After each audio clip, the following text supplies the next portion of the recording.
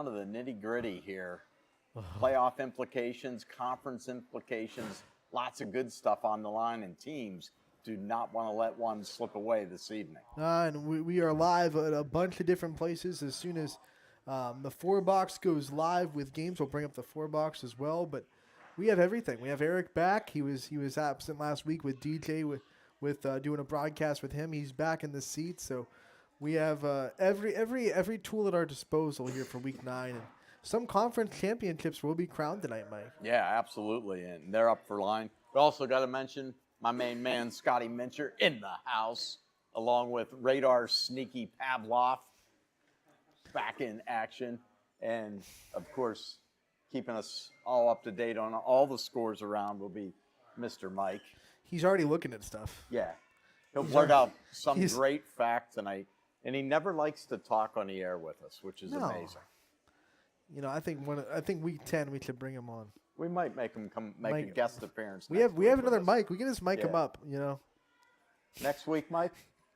He said, all right. He nodded his head. He didn't say it, actually. Typical Mike fashion. He didn't use words. He used body language. So everything going. What's some of those conference games titles you're looking at this week? Crestview Garfield, I think, is the marquee game tonight. I mean, these two teams have been going like a freight train at each other all season. You knew they were going to collide at some point. And here they come in Week 9. They've both been playing so well for so long. And G-Men have traditionally had the upper hand in this conference, but Crestview at home trying to change that script this year. Well, and how about Crestview? Since Week 1, they've been on a roll. Yeah, they really have. They lost Week 1, and then they have just absolutely torn it up since, which is also good for Western Reserve because that win, the more wins Crestview gets, the more points they get for that victory. So Western Reserve's a big Crestview fan tonight. Yeah, absolutely. And Western Reserve, speaking of them, they do not have an easy game tonight. Mineral Ridge has played everybody tough out of the gate this year. And they are a little bit miffed from last week. There was some controversy in that win for Springfield. Mineral Ridge on their side feels a little bit snubbed. Yeah. And they can feel that way all they want, but that's what matters. It's how they feel, how they're going to bring this energy in this game. So they don't want to leave it in anyone's hands tonight. They're not going to let any close calls change the tides. And across the border, we got a nice game. Quaker Valley and Beaver. Noah and CJ on the call. That one, that is going to be a fantastic ball game. I really like this one that we just popped up to, getting ready to go live. Springfield McDonald and the Tiger Den in the Jungle. That one's going to be just a old school, hard-nosed football game. Two really good running attacks going at it with Gentile and then the three-headed monster of McDonald. Yeah, that should be a whale of a ball game. We'll definitely be checking in. Lots of action. Poland's at Lakeview tonight. Matt Romeo on the call there. Columbiana Wellsville. That one's got all the makings of a good ball game. Yeah, I like the EOAC the way it's shaping up this year. And tomorrow we get Valley and United. That's going to be a big one in that conference tomorrow night as well. Smart move by whoever decided to make that game a Saturday because that's a standalone game. That should be a nice gate for the schools. Liberty's making bank. They have two games on that day. One at 1 o'clock with JFK coming into town to host Cleveland Central Catholic, and then down later on that night at 7 o'clock, Valley Christian using that as their home. As you can see, our 4 camera is up, and they are getting ready to kick off at Crestview. I believe that will be the G-men kicking off because Crestview's usually donned in those black and gold uniforms when they're at home. Can we get another kickoff return for a touchdown in the first? No. He just downed it. No. That's not what we've been looking at. And Cheney's hosting Ursuline tonight. And then you have West Branch at Carrollton. Took Carrollton overtime last week to come away with a win in Salem. And if the ball doesn't squirt loose right at the goal line, that could have been a loss for them. Yeah, I mean, Salem had nothing to lose at that point. They tried to go for it for the win. So as things are getting ready to kick off here for the Audible Call, Week 9, we want to remind you we are brought to you by the WRS Wealth Advisors. They make the regular season possible so you can watch everything for free. And if they want to go watch their own team play their entire game, Anthony always likes to spread the word there. YSNlive.com/live. All right, so we got that. We're at West Branch, Carrollton, and we flip to Louisville and South Range, and this is where we're going to let our announcers take over. We'll pop in and out throughout the evening, but we're going to head down and listen to Rob Johnson as the Raiders go to work. Guys looks to the right, pushes forward, and he's going to get close to the first tackle, be about a half-yard short. Leopard defense played well all year. I think last week was 28-0, but that was a misleading score representing our defensive side of the ball. The thing I've noticed this year with the Leopard defense, we are better at the point of attack this year than we have been for a couple years. Our defensive line is pretty formidable and hard to move, and our linebackers and safeties get downhill and make tackles. So 3rd and 1. Quarterback keep. He's going to squirt forward, just get the first down, I think. Yeah, Leopards, it was 14-0, middle of the 4th quarter, and Green's 2 touchdowns was their second play offensively of the game. I think a 54-yard touchdown pass. Yes. And then they returned the second half kickoff. But other than that, they really had about 6 first downs until the game kind of broke open midway through the 4th quarter. So first down for the Raiders. Nagy broke forward there for the first down. Or sorry, Toy. Nagy's the receiver. They've got trips to the top side. Going to give to Dominguez, who's getting a nice hole there. He's going to push forward for about 7, and they're getting some good first down yardage here so far. They are. They're ripping 5-6 yards at a time here on first down, which just makes 2nd and 3rd down so much easier. So up front, we got Trevor Burek, Brock Leghart inside with Wyatt Smith and Tyler Davis on the ends. Give again to Dominguez, who's got some room. He pushes forward. And really, I would say this is probably the most our defensive front's been moved, I'd say, early in the game on the strict run there. You know, one thing I've noticed, during my film prep this week is that South Range plays fearless. They come off the ball, and they hit people, and they run hard, and they tackle hard, and I've just been pretty impressed with them. Dominguez chalks up 10 more. From the Indians, usually we see the Indians taking off the time of possession, but today they are starting off fast. Timmy Potts will line up in shotgun. He will look to pass. Got a man wide open on the other side. Got Braxton Solo. Down the ball here. Their cute play was on first down. The first play of the game, they threw that bubble fade. Quarterback keeps, slides through, close to the end zone. They're going to pull up about the 2-yard line. A nice little jet sweep counter action. Quarterback keep. So 1st and goal at the 2. Not a great start that Coach Kappas wants, but have yet to cross that goal yet. We had a similar start last week, right? Where they went down and we had a fumble, correct? Right. They hit the big home run pass first series there. Oh, truth.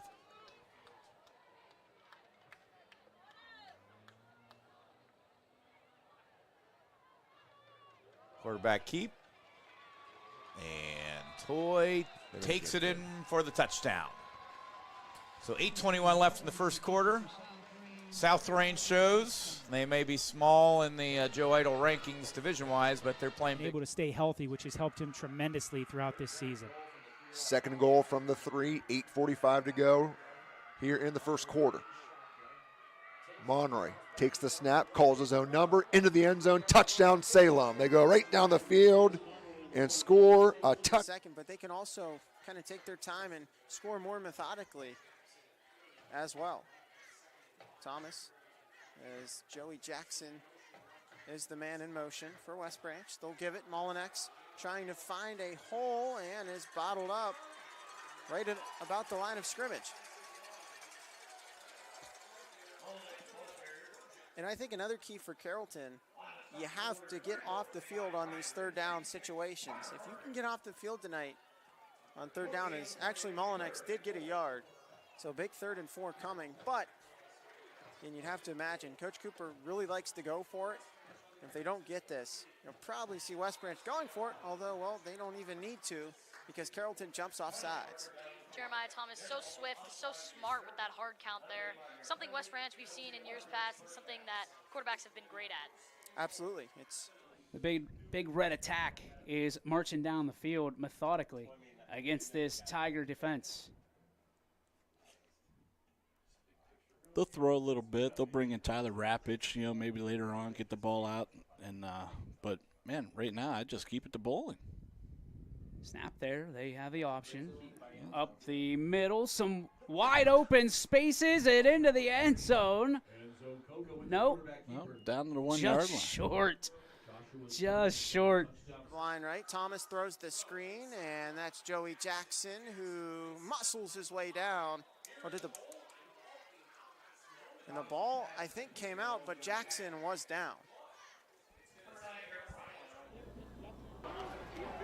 2nd and 7. Moses dropped back, looking right, doing a bit of scrambling. Now going to look back left, overthrows his man, and almost picked off. Advantage or disadvantage to high school football. Minute mark by the time they snap the ball. Cardinals have a wide out to the left side. Otherwise, Enzo takes a snap and punching in the end zone. 1 yard touchdown for the Cardinals. Sean Bowling there. It was hard to tell here up in the booth as Thomas will keep it. Thomas gets the edge. Thomas is in for a West Branch touchdown.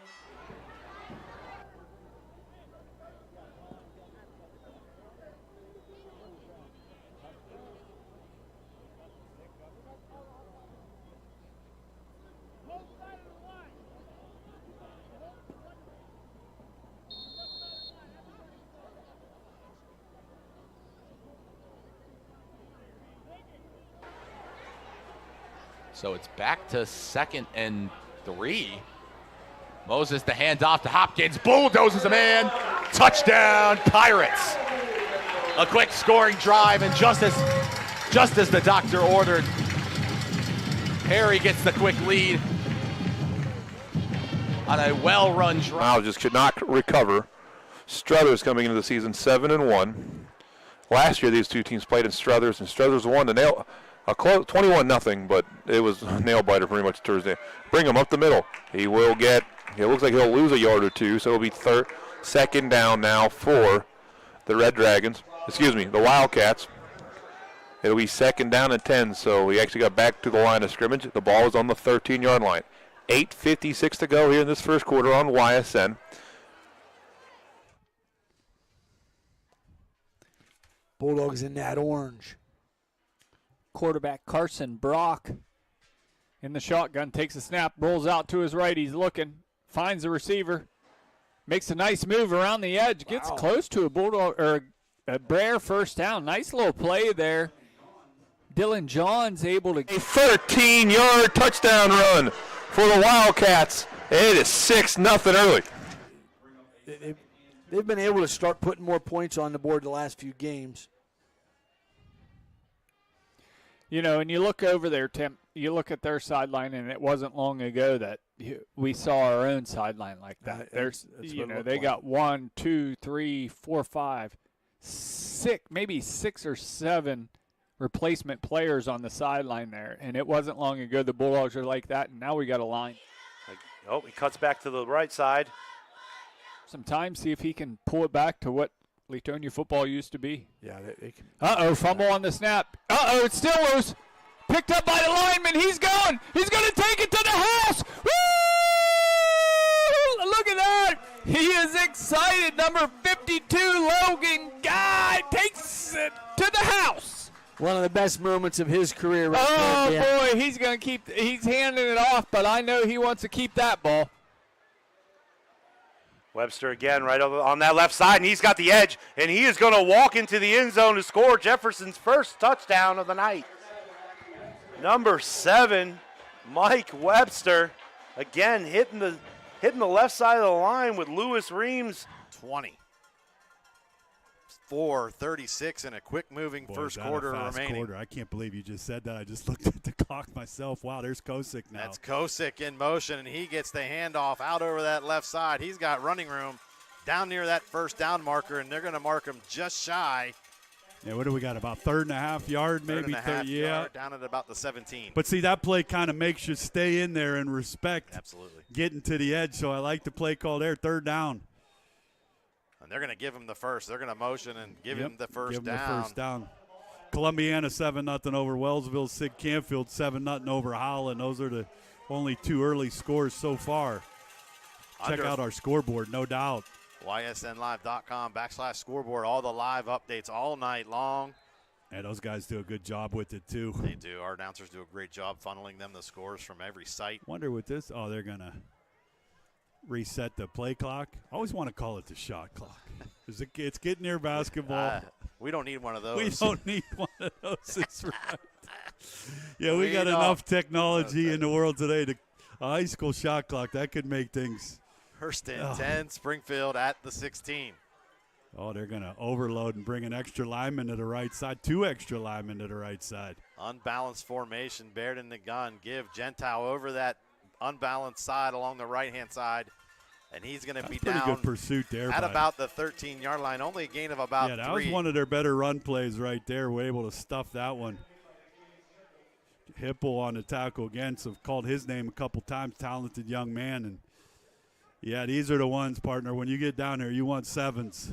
In a game like this. Yeah, with the clock moving, possessions are precious. Yeah, absolutely. 2 teams that like to ground and pound. Maybe out here in about a So it's just Pruitt 4 seconds on the play in the backfield now. Takes a snap, rolls off to his left. He's got some pressure coming by Ramsey. He takes off to run it himself, and he's brought down short. About a couple yards short, so we got 4th down. 4th down now. And he's going to be short. Let's see what they decide to do here.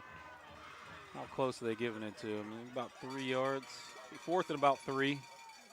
Looks like they might just go for it here. Yeah. So big 4th down here for the Tigers. Let's see what the Clippers decide to do here. Keep hitting that counter. If I had to guess here, I would say counter right and probably pull somebody from that left side. Try to get this in the end zone. Anytime. Coordinator Coach Burek working overtime this week to put some new wrinkles in the offense tonight with the absence of Tate Aljancic. Quinn Burek up top, the receiver there. So we have Colton Loy in the H-back tight end position. Stouffer keeps. Loses 3 there on the fake jet sweep to DiMarzio, so it makes it 3rd and 6. A familiar tune, unfortunately, for our offense over the last few weeks where we've been putting 3rd down positions. Let's see if we can convert here to start the game offensively. We'll see if Gabe throws a pass here.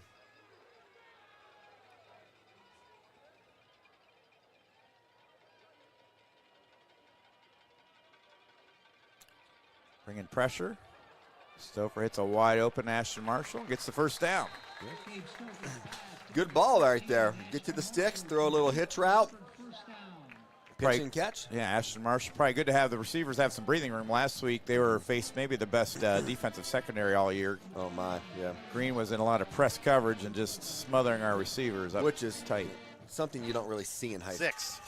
Yeah, that was a good run. Takes the snap, and it's a handoff to the right to Pruitt, and he walks in untouched touchdown there for the Clippers. Well. Stouffer gives a Dockert. He's got plenty of room. He's going to push forward for about 9. Good run by Cam. Cam's goal line for the Tigers, touchdown. Gentile from 3 yards out puts the Tigers up 6. Pad level down. He's going to try to run you over and get what he can. Who's our big boys up front? Tonight, let me see. We got Big Aiden back at right tackle after missing 3 games. We got Trevor at left tackle. Wondercheck at center. And Nicholson at 1 guard. And I'm going to identify the other guard here in just a moment.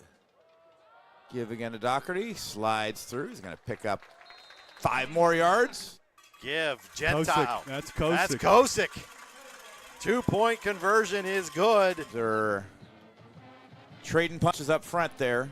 Leopards getting good push. The big physical linebacker, Cam Doherty. Hasn't got a lot of action on the offensive side there. He had a nice touchdown run against Northwest and had a couple of touchdown scores against Marlington. He did. Cam was asked this year to specifically, focus on defense as our middle linebacker, and Cam is not a selfish guy. And he took the challenge on. He's playing a really good middle linebacker right now, so it's nice that he's getting some carries tonight. Trips the top side. Stouffer throws the flats to the 10. Touchdown Raiders. Tristan Toy had one touchdown offensively. Now he has one defensively. And here comes Uriachi right up the middle into the end zone for touchdown number 1. There it is. 2 to go to take the single season rushing record for the Bulldogs. Extends the lead to 9. To break some plays there. Good fielder there by Cooper Rice. Speaking of athlete, he's got plenty of daylight. To the 40, to the 30. And it's a minute race Cooper meal. Rice! What great blocking up front. No hesitation there. Cooper caught it on the run. In the first quarter, those are the 2 scores we have. And you just popped it in there for me, partner. 8-0. So that's a good drive. What, 60 yards? Probably in about 60 yards. 6 minutes, 7 minutes. That ball rolls out of Those are bounds. the ones that you don't want to have. And you're going to hand good field position Yeah, that takes to it. I McDonald. want to say to 35. I believe that's a 35-yard line in high school. See if we got any other updates as I look at our scoreboard here. Campfield I gave you. Boardman and Fitch, which should be a good football game. Absolutely. Crestview and Garfield. Garfield. That's a big-time battle. There's some computer points on the line there in Week 9. Absolutely. Both teams 7-1 on the season. And they both can put some points on the There's board. No doubt about it. Ty Bartell, He's having we could be done and maybe get there and see the second or third quarter. The high snap went right through the hands of Keenan. He had a bit of time to get to it, just slipped up and rushed the play.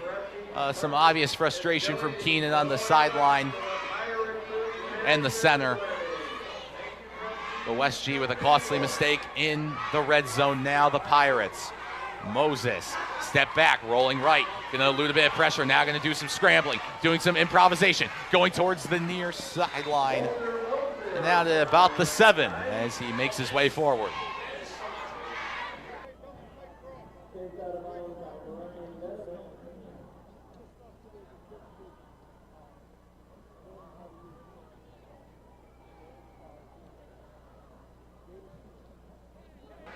Just under 5 minutes to play. The Pirates, their quick drives don't really work the clock down, but they do a really good job of scoring. So the Pirates marked at the 7. It's a 2nd and 5. Moses drop back, looking left. It's going to be Jimmy Ashburn. Caught, touchdown. He corrals it in. And another quick 2-play drive for the Pirates. That's the 2nd in a row. Pirates up to 20 now. And we're barely even halfway through this first quarter. It's looking all Pirates to start the game.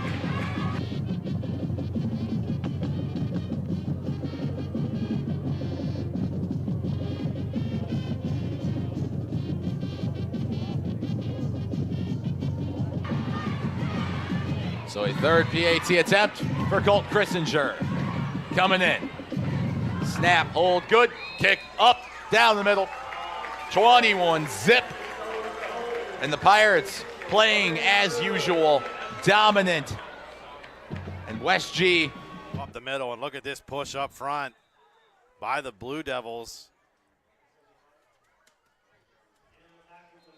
Zajac on the carry, and another injured player on the field, this time for Springfield. I think that's Shealy. That's nothing you like to see No, happen. you don't want to see that. He grabbed for his head right away. You know, it gives us an opportunity here to talk. Let's talk playoffs. How about playoffs? A You lot sound of like Jim teams. Mora, but Yeah, it's just there's a lot of our teams. These two teams in particular, Yeah. Springfield, they're number 2 right in Division 6, Region 21. And really, there's nothing locked up home field wise other than the first round. Right. So they really need these last 2 victories. Yeah. Rebels looking to get on the board. Going into the pile again, giving another first down. It's 1st and goal for Crestview. That's exactly what you want to do is feed him the ball. Rebels inside the 10.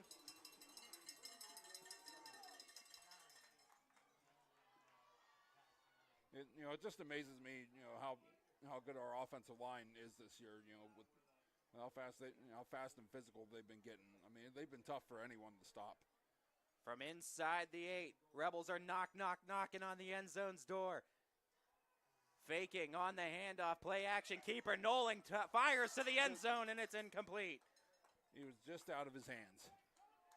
Right read by Nolan. He extended the play as long as he possibly could. G-men started converging on him near the sideline. He had to get rid of it and almost found his man in the back of the end zone. Bring it up, 2nd down and goal. Rebels looking to strike first. Jamison English, the favorite target of Nolan, on the near side of your screen.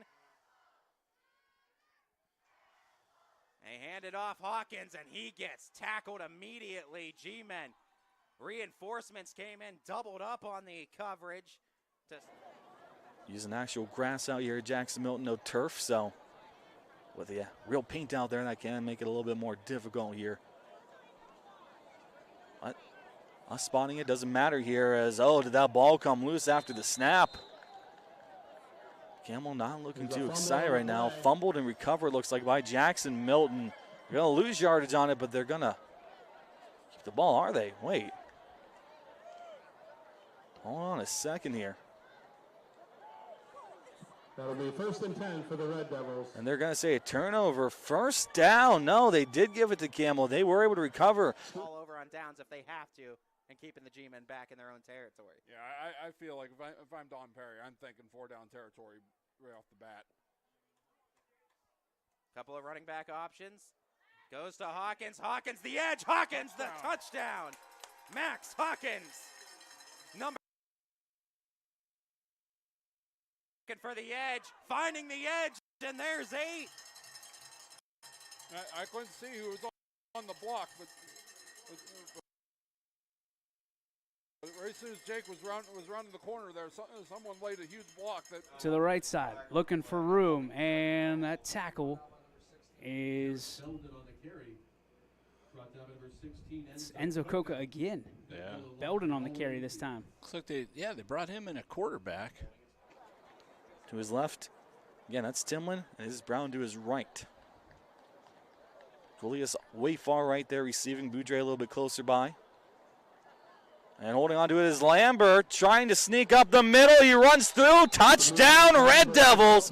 4 yards out, and it's 6-0, Camel. 1st and 25. So that'll back up the Tigers behind the sticks. Again, our first penalty of the night, we went completely penalty-free in the first stanza. You don't hear that a lot in high school football. Well done by both teams on their accomplishment. So now you've got the Tigers 2nd and 15. Yeah, you got Lacka back in there at quarterback. Looking, firing. Oh, that almost. one is almost. Oh, it's picked off. It off. was picked off. I was going to say it looked like it was. And the Cardinals come away with it. So the bend but not break defense strikes again for Canfield. Game just and shoot now yourself in the injuries. foot, now injuries. Yeah. 3 wide to the left here. Pruitt in the backfield. Takes a snap, looks off to his right. He fires it over. He's got a guy open. It's Johnson. He walks in. He made one move and walked in there.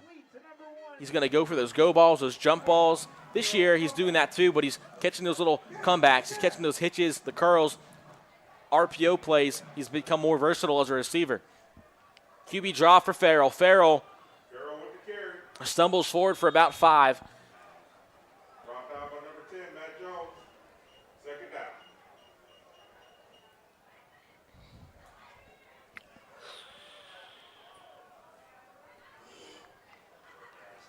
Ursulin's slowing it down. Ball on the Cheney 15 and 2nd and 5. And a legal procedure call on Ursulin. Legal motion. Farrell moved out to the left. I didn't see. It might have been something DC did on his motion, because the first time they didn't call it, he must have made a subtle move that was illegal. I didn't see exactly what it was, but they called an illegal procedure call, and now 2nd and 10. And Ursuline talked about it. They had some penalties last game. They had some penalties against St. Vincent St. Mary, uncharacteristic of them, and you're seeing it continue here in Week 9. Little pass out to Liaison. Liaison catches. He's undercut, brought down around the 14. They get those 5 yards back and then 1. Trying to get up the middle, but he will get about 4 yards, then be met by that defense interior front.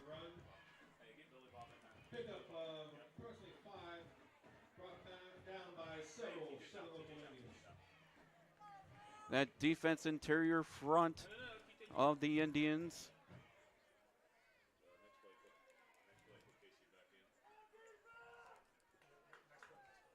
Blue Devils knocking on the door. Closing a 19-yard, deficit now. Ursuline with another false start. Wow. So the last 3 plays for Ursuline, last 4 plays, 2 of them have been false starts or illegal motion, something of that nature, the pre-snap 5-yard penalty. And that's going to bring up 1st and goal now. We talked about 1st and goal from the 9 being tough. 1st and goal from the 14, obviously a little more difficult. Hand off to Baylock. He's up the middle, and he's going to get free. He's going to get into the end zone. There is a flag down, probably a hold, and it is. It's on John Frangos. So Frangos, I didn't see if that hold affected the play. Whether it did or not, it's still a penalty. Yeah. That brings it back 10 yards. It'll be 1st and 24, and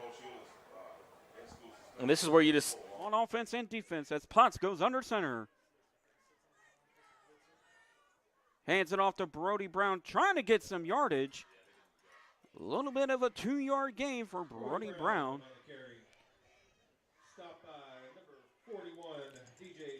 Stopped by number 41, DJ Schruffler. Beautiful tackle by that young man. As Indians with 3 minutes and counting here in the first quarter. 2nd and 8 on their own 17-yard line. Indians looking to try to get another score here to up their points. As Timmy Potts will go under center again. Looks to hand off to Brody Brown, but he'll fake it. Pass it to Brody Brown. Brody Brown's got some daylight, and he's still running and chugging, and he is brought down at about the 37-yard line. Beautiful fake by Timmy Potts, getting it down to the 37-yard line.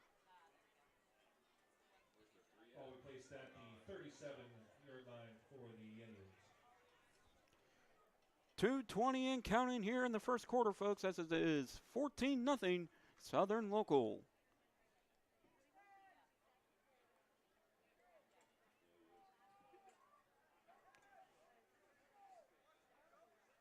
Timmy Potts will go under center. Hands it off to Brody Brown. Brody Brown trying to get some yardage still. Gain up to the 25 on 1st down. It's 2nd down and 5.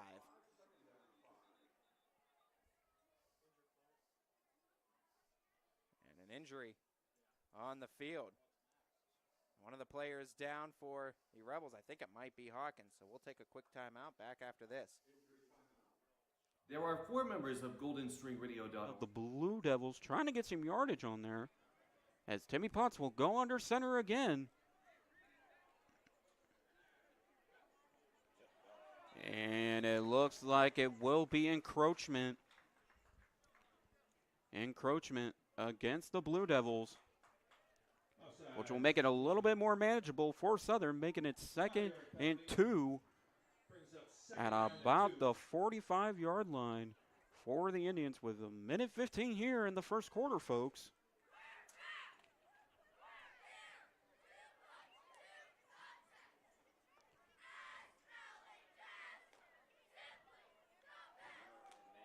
Brody Brown still chugging and running. Getting some yardage for another Indian first down. Down at about the 46-yard line. 55 seconds here and counting here in the first quarter.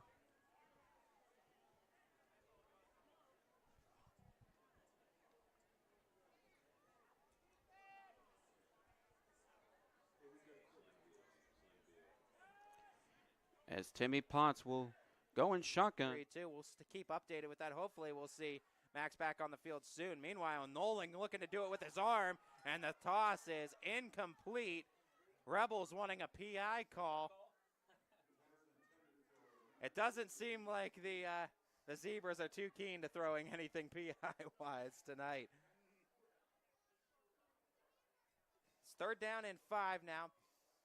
And, of course, our thoughts are with Mr. Hawkins. Hopefully we can see him back in this game again soon. He's definitely a game changer for the Rebels. The heart and soul of that. Great play by Johnston, not letting him turn quite upfield and get the yards that he wants, but actually making a great tackle for loss on Boston Molyneux. You usually don't see that too often with Boston Molyneux being tackled in the backfield, but it was a nice job by Johnson to stay with him and force him into a loss of 5 yards. So it's now 3rd and goal from the 6-yard line. This would be a big stop for Carrollton if they can get it here on 3rd down, as we'll have a timeout by Coach Cooper with 11 seconds to go here in our first quarter. With Coach Cooper's timeout, we will take one as well, and we will be right back after this. I mean, that play didn't really even have a chance. Hawkins getting tended to on the bench right now by the Rebels trainer. You know, I mean, with the heart this young man has, if there's even a sliver of chance he's coming back in this game, you can bet he's going to be back out there. And, you know, the guy in the white shirt, you know, Dr. Ed Miller, he's one of the best out there. Nolan tosses to the end zone. Oh, it's a touchdown! What a grab! Ethan Kane, the INT. Look to add to their 2-touchdown lead here in Bo Ryan Stadium.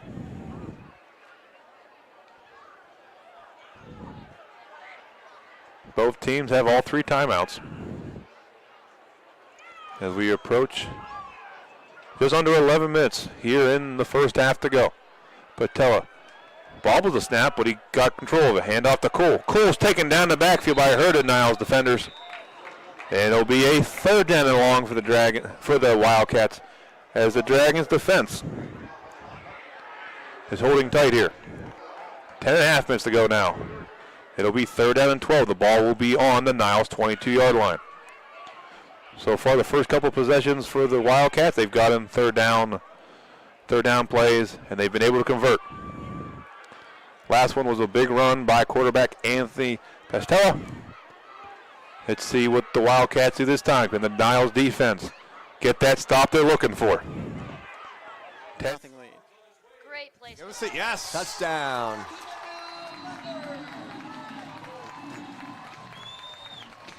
Little quarterback sneak up the middle with Gabe Stouffer. Had a little bit of help there with some of our other players pushing them. The old tush push, as Max said, and we'll take it. Touchdown Leps. Yeah, so the Leopards were trailed 14-0 early in the first quarter, and a lot of deflated emotions on the sideline. A Cooper Rice kickoff return has sparked him, and there a Gabe Stouffer 1-yard quarterback sneak. All right, here we go. 1st and goal, 9:45 to go now in this first half. Hand off to Brigham, and he's into the end zone for the 3rd time this evening.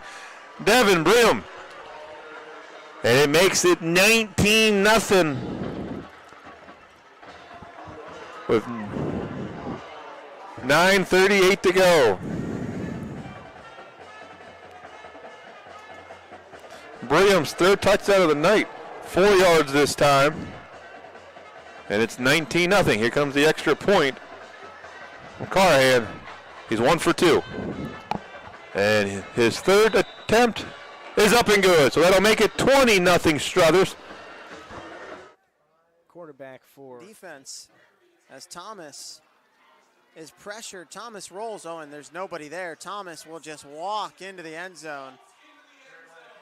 As Jeremiah Thomas, sweet move. He just spun to the other side as the pressure came, and nobody was there. Thomas picks up the touchdown, and West Branch takes a 21-0 lead. Great play, spinning out right. I mean, that's just great awareness. It almost looked like he was going to get rocked there by the blind side. Uses his feet, spins out, and has an open lane ahead of him. Touchdown, West Branch. And that was a great play and great awareness by Jeremiah Thomas. He felt that pressure coming and just spun the other way. Showing you his great awareness, spins the other way and picks up the easy touchdown. Kane barreling through some guys. There he goes. What a man, Quaylen Kane. The first play of the game for the Bobcats is a touchdown. The first play from scrimmage, and it's Kane with a 67-yard touchdown run for the Bobcats. Met in the hole, good tackle. Yeah, that was a good one there. That's Casey Miller on the yeah, stop. Miller and Whipple have been in on a lot of plays. But again, it's 5 yards. I like the toss play. It gives Dante a little momentum. Check to see the lane and give him that extra second to find out which way the blockers are moving people. You know, and let's think about this. The defense has been on the field a long time. And these seven schools. He will look to pass. He's going for Richie Salone deep in the end zone. And he caught it. With a toss goes the Gentile. Yeah, he pushes the pile down near that 16-yard line. Yeah, they played that one pretty well. Landon Isaac from the tackle spot did a nice job. So 3rd and short. 3rd and short, 2:16 and running. He probably couldn't script this any better for Coach Guerrero. Signals to his players as well. Now going a timeout. He has the utmost faith in them. Talking to him 2 or 3 weeks through this season, it's become very obvious that he has. And that one's moved forward. Timlin dives over towards the 21st down coming up here for the Red Devils. Haven't signaled just yet. That should now. Should be 1st down stepping up here for Camel. And there go the chains. They just didn't get the memo yet from the referee. 6:26 to go. Again, Waterloo, though, sitting above both Camel and Jacksonville. And if Waterloo loses and either of these two win, then, of course, one of these two. 2 receivers to Lawrence's left, 1 to his right. Lawrence takes a snap, turns, gives to Myers. Myers up the middle, trying to barrel to the 50-yard line. He can't quite get there. He'll get to the 49 before being brought down for the Bobcats. With the clock at 8-7, now 6 seconds remaining in the first quarter. We are going to go to the end of the first quarter. A good quarter for Beaver Local, forcing 2 punts and a turnover defensively, and they've got 3 offensive touchdowns on their 3 offensive possessions of the day. A 21-0 lead for Beaver Local. Cambridge will have a 2nd down and 4. Again, Crestview put 8 on the board. Yeah, Waterloo 14-14 with Louisville, excuse me. Louisville down 1. They must have missed that extra point. 14-13. And a good matchup for Southridge because I saw. Here in quarter number 2. King Cam will get themselves on the board again, make it a 2 spot for themselves. And he's got Brown right behind him. Coolius coming over, sweeping to his left.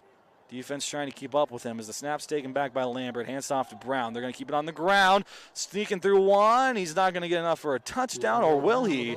Oh, we're going to wait for that signal, and touchdown it is. A 5-yard carry for DeAndre Brown.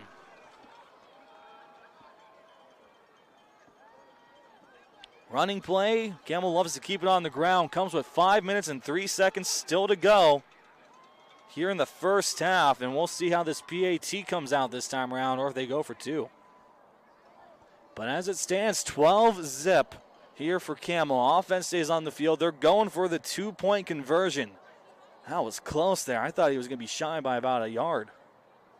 Brown able to just sneak through and push in. Lambert has it. Looks now. Option here. Looking for another throw by Coolius. It's going to be in for the 2-point attempt.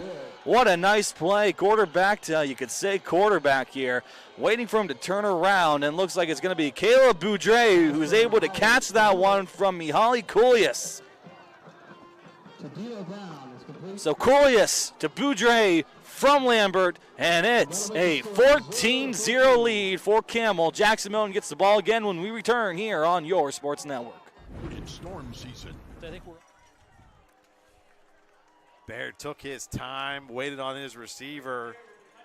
Carson Cunningham last week had himself a great day, 4 catches, 44 yards and a touchdown, and he's back for more this week as Kosick on for the point after. Weimer's hold is down. Kosick's kick is up and good. 1:04 to go until halftime. It's Springfield 15, McDonald nothing. Back after this. Lawrence in the backfield in this formation. There will be a tight end off to his right, 2 receivers to his left. To start quarter number 2, Lawrence takes the snap, fakes the give, rolls left, looking to throw. Sets, fires, pass, low but caught at the 45-yard line. Sievers makes the tackle in Beaver local territory. Catch made by number 8, Deontay Jones, a senior receiver. He's tackled a yard shy of the line to gain. 3rd down and 1 for Cambridge, but a good pickup on 2nd down.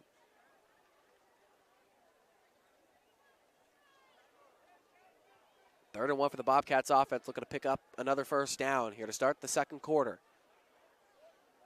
Shotgun for Lawrence, 3 receivers to his right, 1 to his left. Lawrence takes the snap, gives, and Myers is going to be tackled for a loss. Marked down back at about the 47-yard line, or one official says the 46, near side official says the 47-yard line. A Beaver local player is down and injured. The official spot is going to be at the 46-yard line. That near side official was still situated at the 47. That's where he thought the stop was made there. That was Clayton Myers on the carry for Cambridge, but the Beaver local defensive line able to shoot into the backfield and tackle him for a loss. So it'll be 4th down, and right now it's 4th down and 2 coming up for Cambridge. Beaver local tending to the injured player right now. We'll see what Cambridge does in just a few moments. The Links at Firestone Farms is the area's premier golf course. That's not like Jake to be throwing a pass like that. Little strong on the pass. And you can't blame him for feeling confident after the touchdown pass you saw from him on the last drive. Oh, I don't blame him one bit. G-Men, slipping through. What a run. Extra power on that run by Devin Bates. And they haven't been able to get Bates involved as often as maybe they like to. He's usually a really big part of this Garfield offense. You see a reason why. Power running gets him a 1st down. Yeah, and I just firmly believe it's that Crestview defense, that's keeping them in check. I feel to this point in the game, they have been playing very great football. And Aiden Hill in that matchup with Kyle Booth on the near Great side. to have him back. Gives them more options here on offense. Can really spread the field.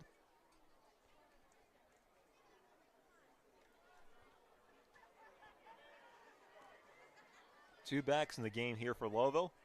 And a handoff here to Perry. He'll fall forward for a few yards, able to get it just past midfield. Well, that's going to bring up 3rd and about 6 here. They'll bring up 3rd and 6. Cade Thomas bringing him down that time.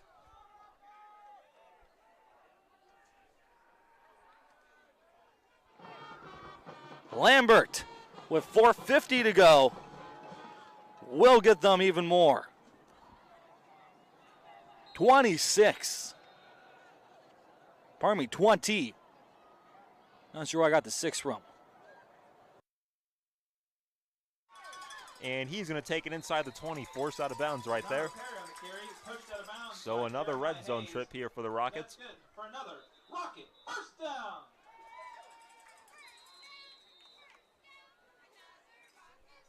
He'll stop the clock for the time being as he went out of bounds right there. And we actually have a timeout here from Waterloo. Their 2nd timeout of the half. They have 1 remaining. Lowville has all theirs. When we come back from the commercial break, it'll be 1st and 10 for Lowville and Waterloo's 18. Back after this. Now through October 26th, get an extra 10% off Flex Deal at Sheely's. Shop our large selection of dining, like this dinette for $5.69, this counter height group for $9.59, and this live edge group only $10.99. Don't miss these specials. $1.99 recliners, sofas starting at $3.99, plus cozy fireplaces for $4.99. Get the perfect night's sleep with mattresses starting at $9.99 and beds starting at $4.99. And enjoy 18-month special There he finance. is. Brock takes a snap, rolls to his right. He's looking. Little lob up in the air, caught by Gainey. Tackled out of bounds by Peyton Rutledge. No gain on the play. That stops the clock. Peyton Rutledge with a great play there. Absolutely. Defensively, he's been pretty effective this year. He's had a good. They gave him a gain of 1, but look, they set the ball at the wrong spot. Look, you see that? Yeah. They're a yard off on the spot. They gave him a yard. He finds some space and still going, and he's going to be in for a touchdown from 18 yards out. So Nolfi scores here on his first touch of the game, and he gives Louisville their first lead in this one.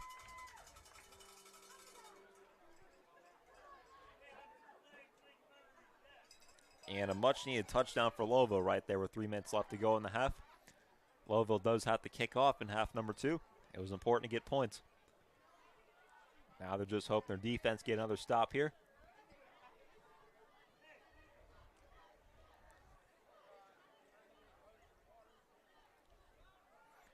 And a run here up the middle. Still. Quarterback and defensive back. 5'11" junior for this Jackson Milton side. Milton looks left, looks right now in front of him, has the ball, hands it off here now to number 16 again. And he's not going to get too far, but it should be enough for a first down here for Jackson Milton. Again, they only needed 1, and Leonardo Hines just tries to hustle forward. Are they going to give it to him? Right now it says 3rd down. And waiting to see. I think that's 3rd down and shy. No, now they're going to say 1st down coming up here. Referees finally tell the chain gang to move over as they did give him enough. That would have been very interesting here if they hadn't given him that 1st down, because it looked like he surely got it. So McDevitt. Fakes it. Hands it to 44, trying to get into the end zone. Got down at about the 4-yard line.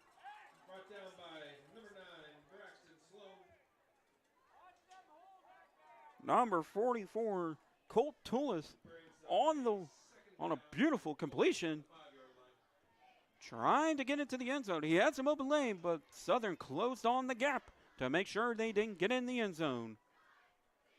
Blue Devils etching close to get into that end zone at the 5-yard line. Miner goes into the power I formation. Rushing wise on the season, 530 yards. His teammates are pushing him, and Hinchcliffe will get in for a Lisbon Blue Devil touchdown.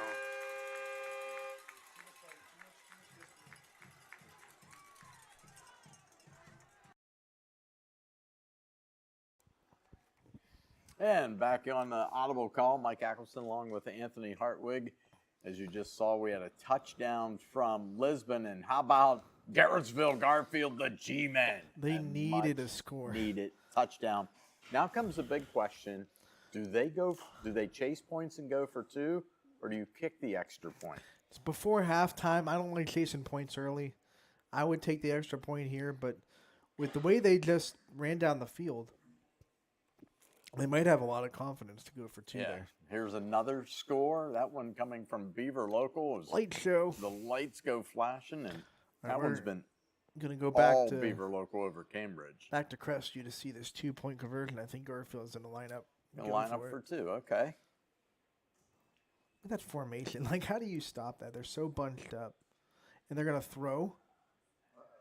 Wait, and did he get it? Yeah, I'm guessing he got it. You can tell by body language of players. 16-8, so big touchdown there for Garrettsville Garfield. Can tell you that Jefferson, late in the second quarter, game 7, they're trying to put one in and go up 3 scores on And look at Edgewood. that. Look at that, Mike. We're already in halftime in Springfield. Yeah. Already have a band out on the field. 15-0 in favor of the Tigers. That game's going quick. Canfield leads Howland 7-0, second quarter. Have a good game going on in Louisville. Oh, yeah. South Range was up 14-0. Then Louisville answered with 13. 2 straight touchdowns, and then South Range scored 2 more. 27-13 right now. Raiders. It's been all Columbiana down in Wellsville. They lead 28-0 in the second quarter. And you want to talk about a game that was scoreless for most of the first quarter. Liberty has now jumped out to a 14-0 lead on Champion. That one's in the second quarter. And there's another touchdown out of Salem, and that one kind of puts that game out of reach. We got a few games that have gone that way so far. Can tell you, Perry all over West Geauga. It was 42-0 in the second. East Palestine 38-7 over Latonia. And what do we do when the games kind of get a little out of control? Well, we will stay away from them here on the Audible Call unless something remarkable happens and we have to show it. But you, as the audience, if you are a fan of one of those teams and you want to watch the game in its entirety, you can go over to ysnlive.com/live to see that and the announcers in its entirety. All right, so as you can see here, South Range, love the 4-box look that Eric gives us here. Can't beat it. You got Mineral Ridge, Crestview, Lowville, South Range all in there. Great, great look, that 4-box. And how about Louisville trying to drive and make that a 1-score game again? Yeah, they fought back the first time they were down by 14. They needed to do it again. And the thing that sparked them the first time was a kickoff return for a touchdown. Yeah. And there is a great game going out in Weathersfield.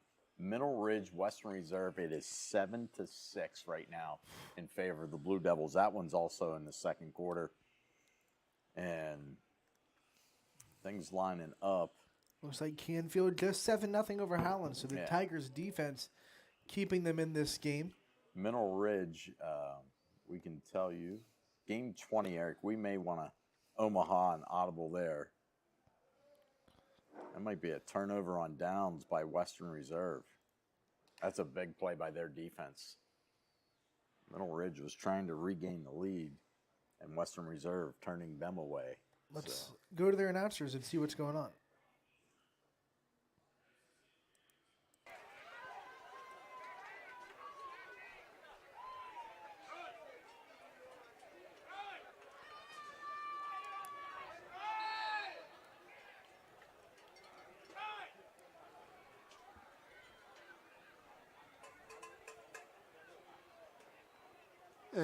Just don't want to risk anything.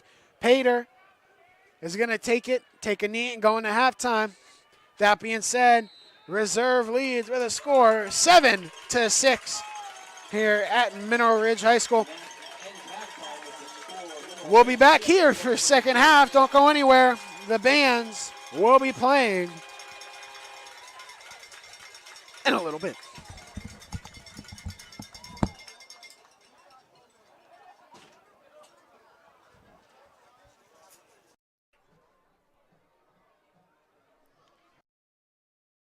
Be a first down and more. First carry of the game on their last drive. We'll see if Lotus keeps on the ground here.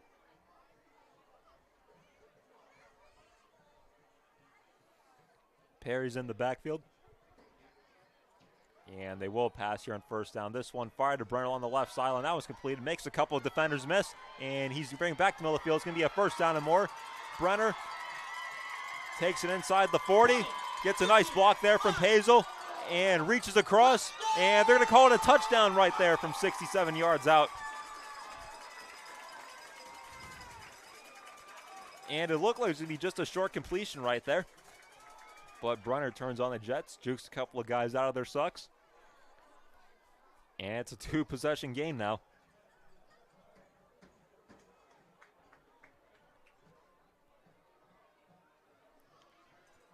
So, of course, Louisville going to go for 2 here, try and make it a 14-point game. That's now 3 unanswered touchdowns here for the Rockets just in the second quarter.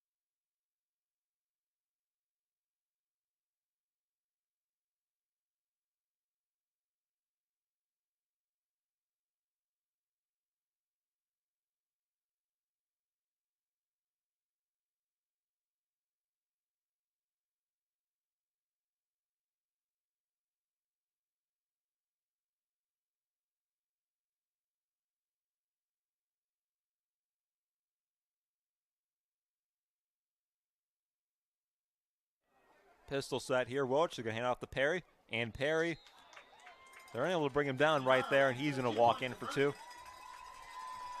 So 28-14 now our score. Welch throws his first passing touchdown. This one is 19.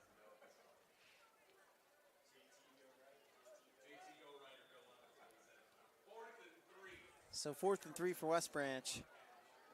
20 seconds on the play clock. This will be an interesting call. Will we see a Jeremiah Thomas run here? Will they give it to Mullinex? Or will Thomas throw it in the end zone? Or will Carrollton get the stop? Thomas rolling.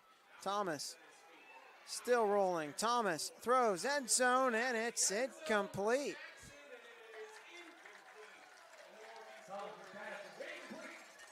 Great stop there by the Carrollton Warriors, just what they needed. Going in with 1:49 left. Let's see what they can do with the time left in the rest of this half. So that's now 2 stops for Carrollton as West Branch. You felt like they were going to score as they forced a fumble and then they forced an incompletion. So this defense has done some good things today as they still trail 20-0, but they are keeping themselves in this game. And obviously, we'll see if Carrollton can just at least try to go get some points before halftime. Even if it's just a field goal, they need something positive. Good news for West Branch, they do have Carrollton pinned at their own 4-yard line. So Carrollton will have to drive the length of the field in 1:49, but they do have all 3 timeouts. As that throw is incomplete, as it was intended for Houston. Carrollton in a dangerous area here in their own end zone. We've seen the Warriors do it before, being able to blow them up and get that safety. We'll see if they can charge them back here. This West Branch defensive line has had a couple safeties this season. And we almost saw one earlier, but Whitmore made a spectacular play to just get out of it and actually picked up a solid gain. As the man comes in motion, Whitmore going to throw it, and a dangerous throw as it's a little bit high. Jack Flickinger getting in there, applying the pressure as Whitmore has to get rid of it. So this might not have been the Or one. if Beaver Local can snap the ball quick enough, they're going to get their defensive player back on their side of the field. The give goes to Purdue, though, out of the shotgun. Purdue spins at the 2. He's into the end zone for a touchdown. 34-0, Beaver Local pouring it on early. Tyler Purdue with his 2nd touchdown today. And make it a 34-0 lead for the Beavers with 4:47 to play in the 2nd quarter.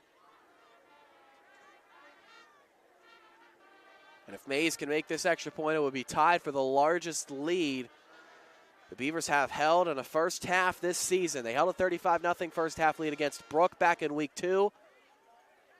And with Mays' extra point, they hold a 35-0 lead against Cambridge here in week 9. Beaver Local putting it on Cambridge early, 4:47 to from the 49-yard line of Niles. And now we will have timeout Dragons. So they will take their 2nd timeout of the half. And both teams have himself and picked up the first down as the pass falls incomplete. So it brings up 2nd down and 10.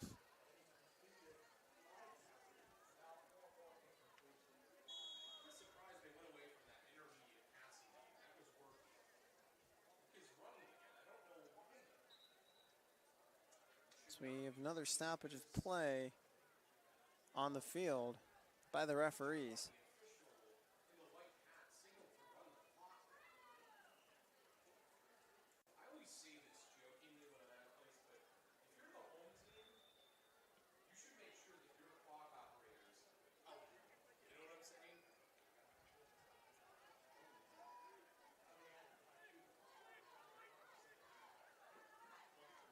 So 2nd and 10, Whitmore dropping back, throws it across the middle of the field. He's got a man, and that pass is complete. So whereas Carrollton has been good tonight in the intermediate passing game, those passes of about 5 to 7 yards, as we have a timeout by Carrollton with 1:07 to go. We'll keep it here for this timeout as Carrollton trails 20-0, but I think their defense has done enough to keep them in this game.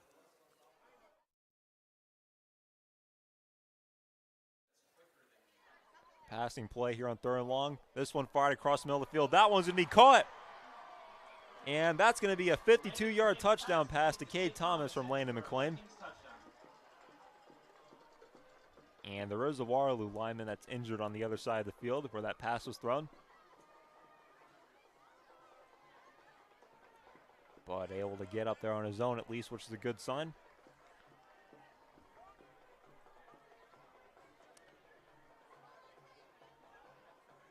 And he'll make it to the sideline of his own. Let's hope he's all right.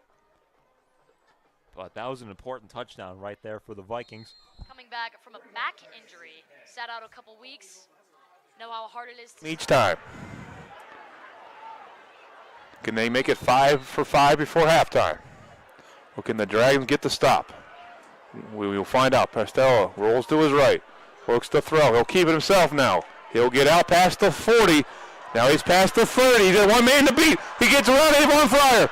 And he is on his way to the end zone. And the Wildcats are 5 for 5. 30 seconds to go in the first half. A 49-yard touchdown run by Anthony Pastella. And that'll make it 33-0 in favor of the Wildcats. Great run there by Pastella. It looked like that play was dead and buried.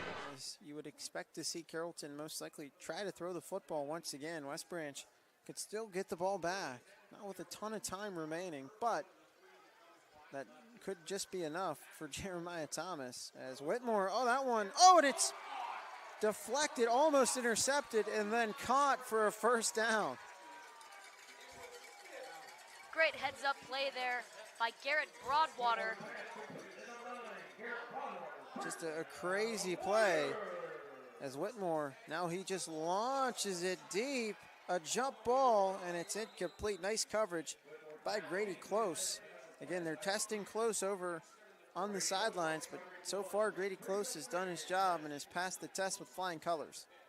Right, and I was talking with Grady a little bit today, and he says a lot of teams might underestimate him because of his size. And while he is just 5'8", he is smart enough and he is quick enough to get around those receivers and make that great coverage and make those great plays.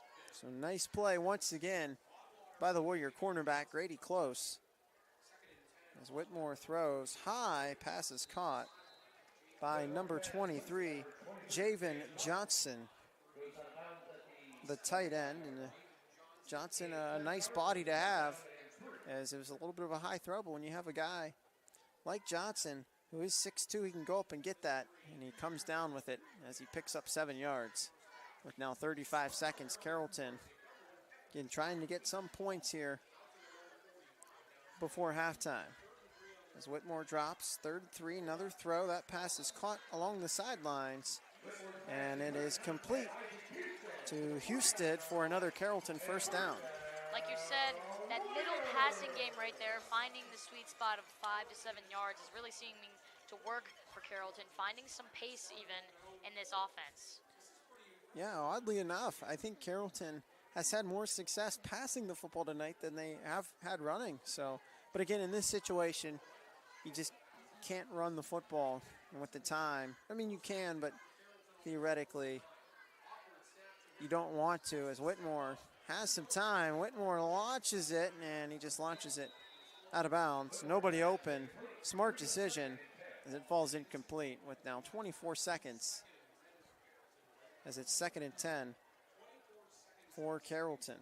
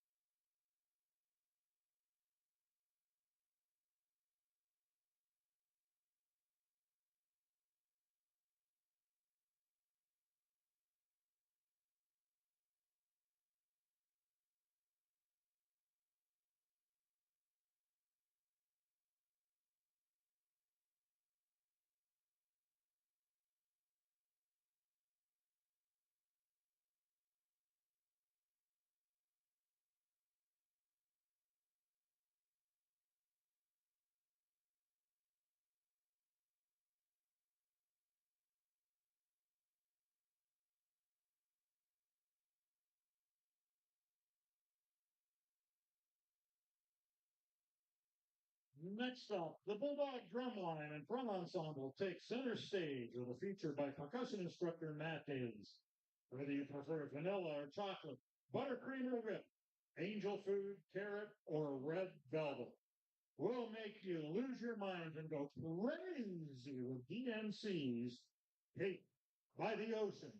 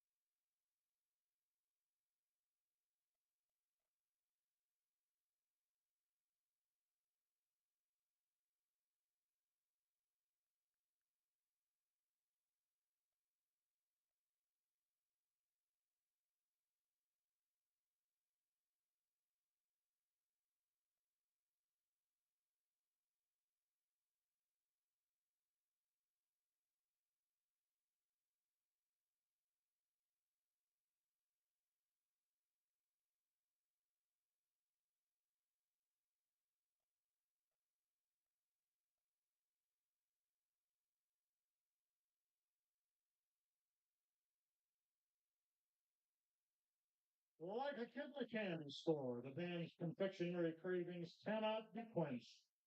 We draw tonight's show to a close with one more mouth-watering melody. Originally recorded in 1974 and brought into the modern era through the soundtrack from Moulin Rouge. We hope you enjoy the Pectin-packed syrupy sweet Lady Marmalade.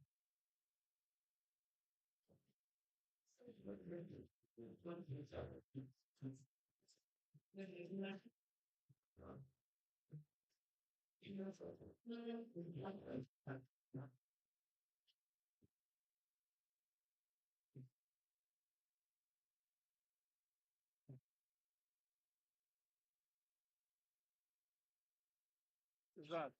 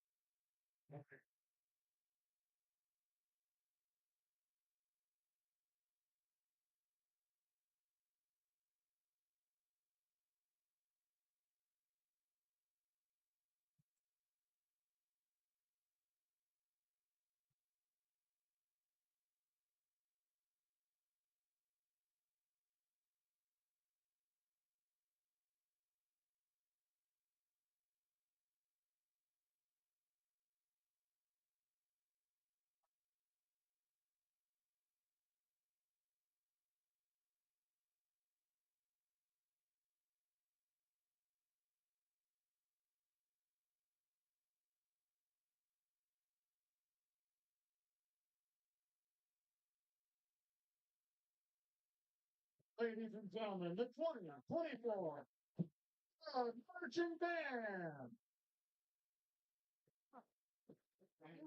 Not that.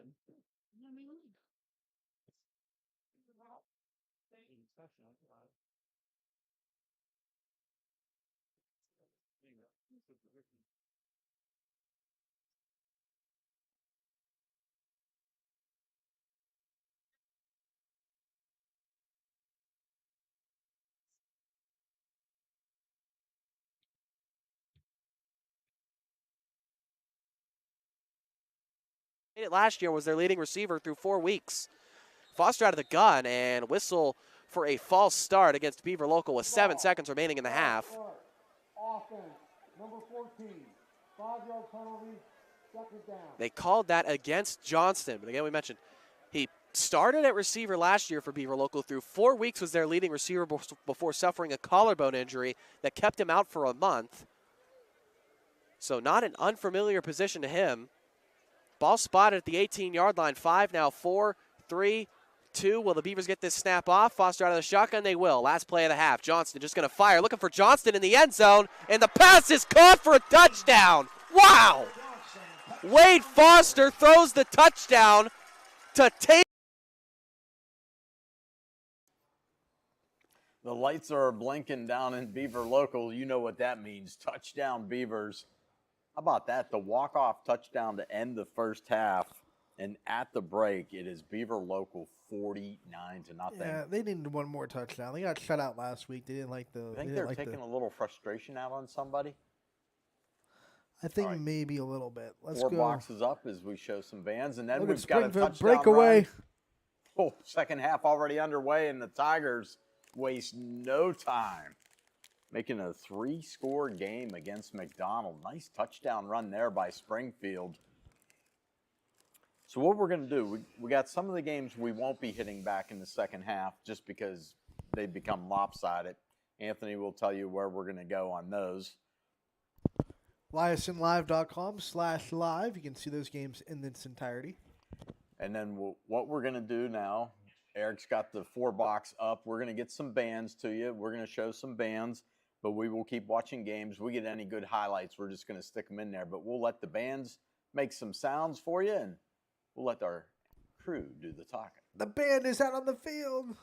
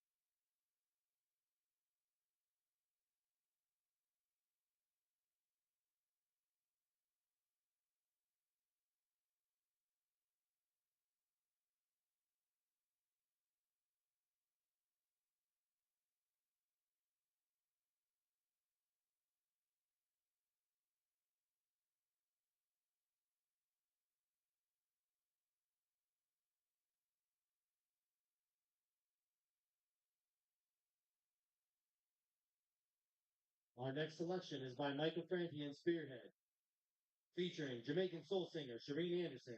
It's a fun, upbeat song that has been used by many popular shows and movies, including Alvin and the Chipmunks. Our majorettes are featured in Say Hey, I Love You.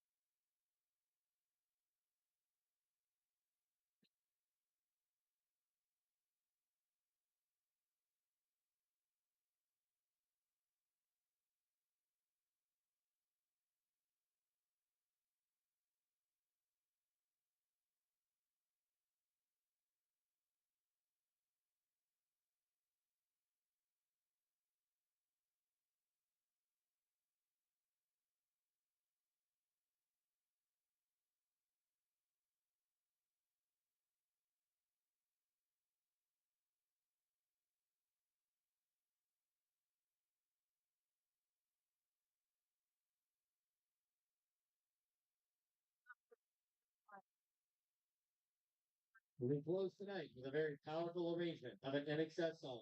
We will feature Drew Campbell on mellophone, Xavier Butler on baritone, as well as a sax solo by Tommy Pavlansky. We hope you enjoy Never Tear Us Apart.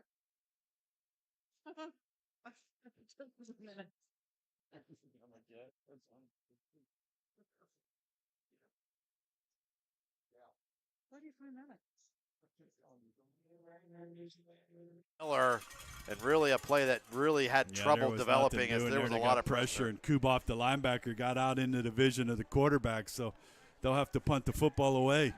So Puckett's passes falls short, and another 3 and out for McDonald.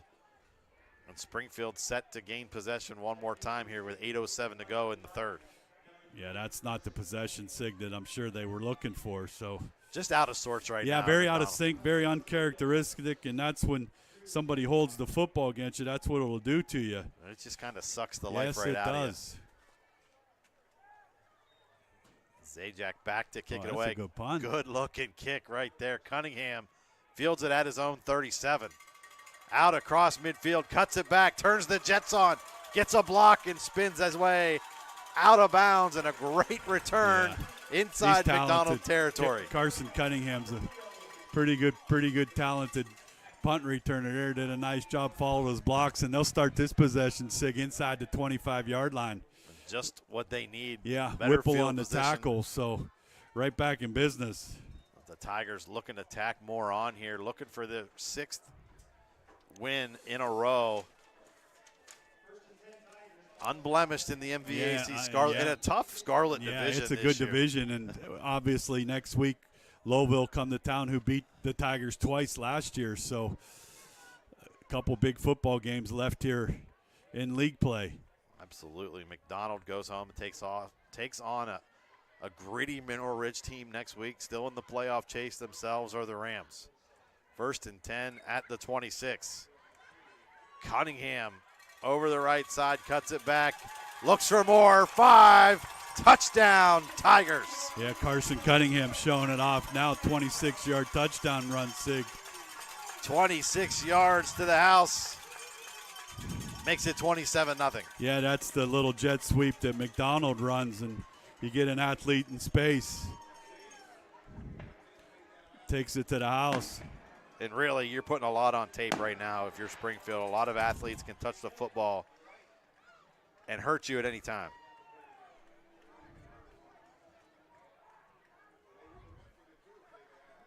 Kozik on for the point after. Kick is up, and this time it's good. 7:42 remaining in the third. All Springfield, 28-0. Before the lights come on, before the workday begins, before a long day is ended, or it's time to have fun. It all starts with the people at Joe Dickey Electric. From replacing a light fixture in your home to building a substation for your business, no job is too big or too small. The people of Joe Dickey Electric power them all. Joe Dickey Electric, over 60 years of powering the Mahoning Valley. The relief you've been looking for is here. We promote the body's natural self-healing. No job is too big or too small. With over 65 years of commercial and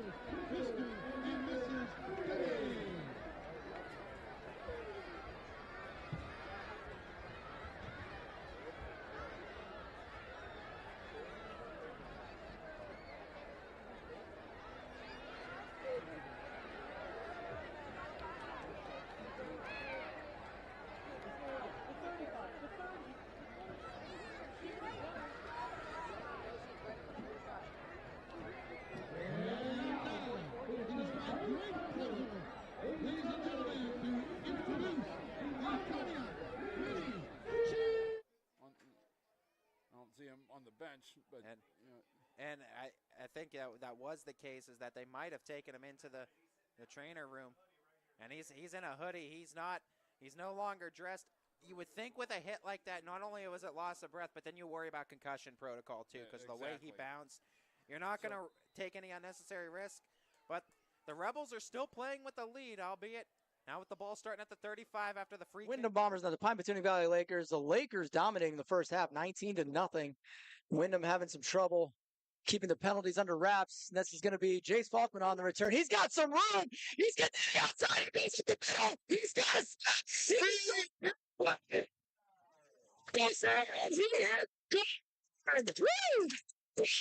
a way to start off the second half for the Pine-Batuning Valley Lakers.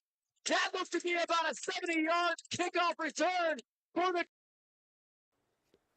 Welcome back into the Audible Call. I'm Mike Ackelson along with Anthony Hartwig, and was not an opening kickoff, but it was to start the second half for Pie Valley, and just like that, your 19-0 lead increases. A half tally. We'll get a half tally for that one. Okay, half tally. I'll take that. I will take that. But man, Pie Valley going for their sixth straight championship. Yeah, in the NAC, and Wyndham came in trying to stop that, and it's not going well for the Bombers, who are undefeated coming in tonight. Absolutely. We're going to focus in on some games that are big-time heavyweight matchups now here in the second half. One of them being Garrettsville, Garfield, and Crestview.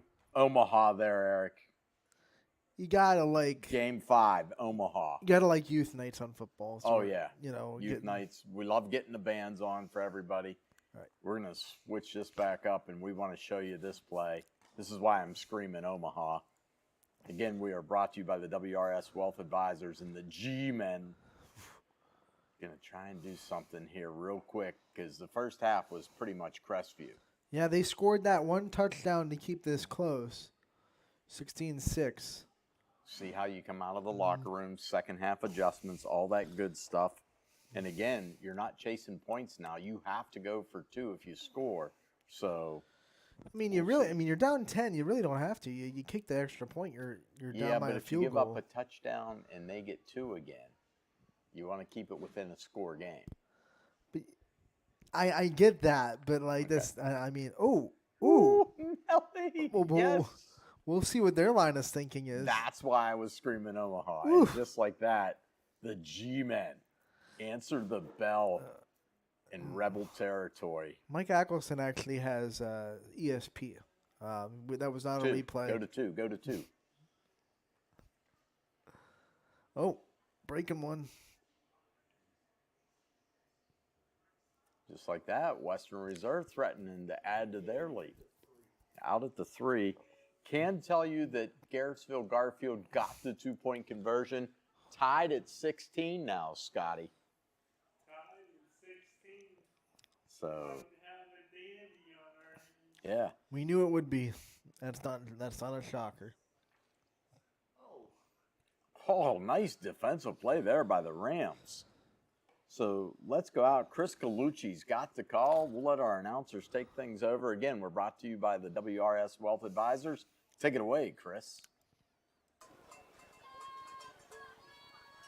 Second there from the 7.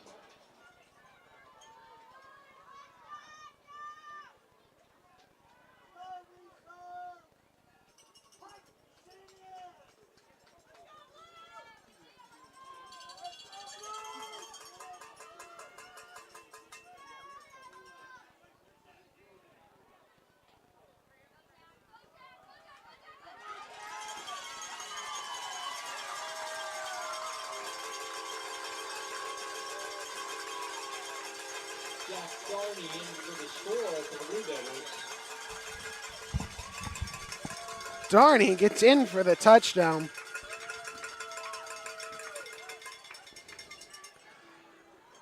Extra point attempt by Chuda Sui.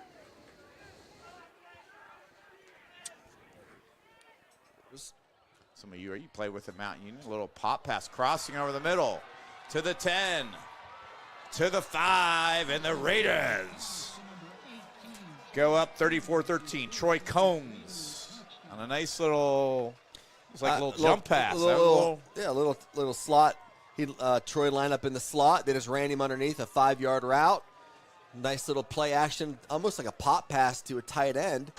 Just hit him in space, and Troy took care of the rest.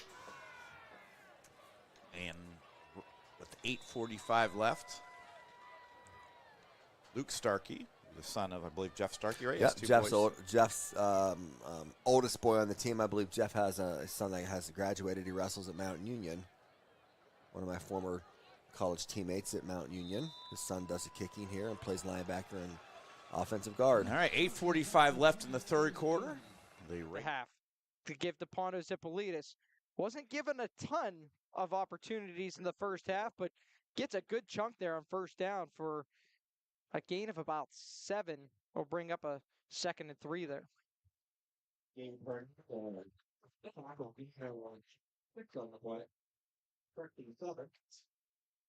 A 2nd and 3 for the Bulldogs.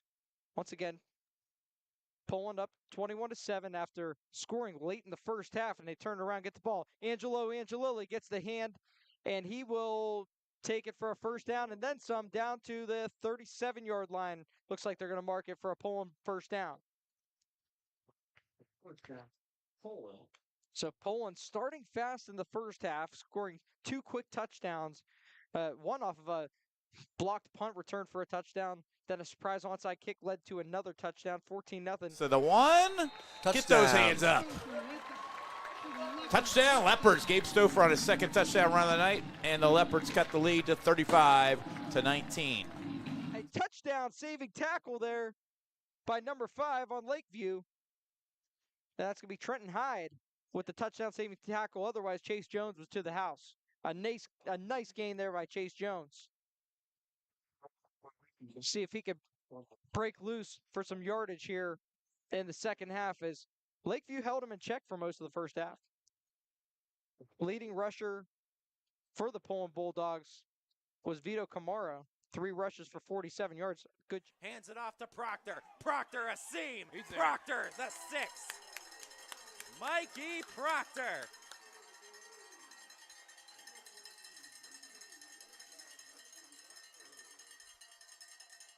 Down inside the 5. What do we have there? A lot of extracurriculars, Craig. Back in my day, under the Jeff Bayak era, that was blast left. Guy by the name of Rob Donahue. I know that guy. He probably got it in on that one. He was a big old goofball, but hell of a football player. Rob, a proud supporter, follower of YSN. Thank you, Rob, wherever you are. Probably has his pads on in his living room ready to go. He probably does. In case he's called upon. Handoff again. Cardinals try to get it in the end zone. They do. Gabe Miller right up the middle. Oh, a little bit of laundry on the. So we're going to wait to put the score on until the white hat tells us it's official. Well, the Canfield faithful scorekeeper. The long touchdown reception from Vito Camara. 3rd and short here. Hand to, looks like, Pondo Zipolidis, and that's going to be a touchdown, his 3rd of the game. Pondo Zipolidis. Newton on the stop. Play results. Will extend the Poland Bulldog League 27-7.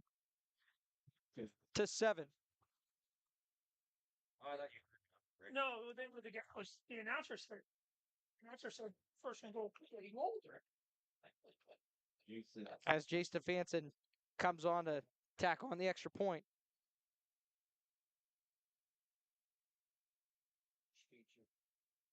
And good hold, good snap, good kick. Couple of Spartans, and he gets back to about the 26-yard line. Not much.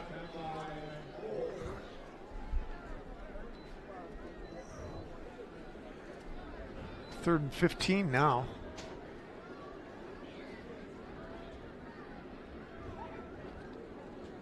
You know they're going to pass. He's back looking to throw it. He throws it down the far side. Wide open. He is wide open. And he catches it, I think. Well defended. Yes, he did. And it is. That was Thad Huya that was on him. I think he won up a great defensive attempt, I thought, to break that one up, but he couldn't do it. I cannot see the number. Can you? Oh, Turner. Sincere Turner with a catch. There's a first name for you. junior. First and 10, 46. There's a handoff play to Nate Bartone again. He gets around the right side. It's about Big, 5. Hard-running, stubborn Nate Bartone. Moves the ball marker about 5 yards on that play.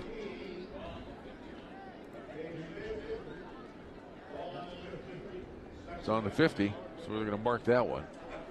Pick up a 4. That'll be a second down and 6 is what they should say. There it is.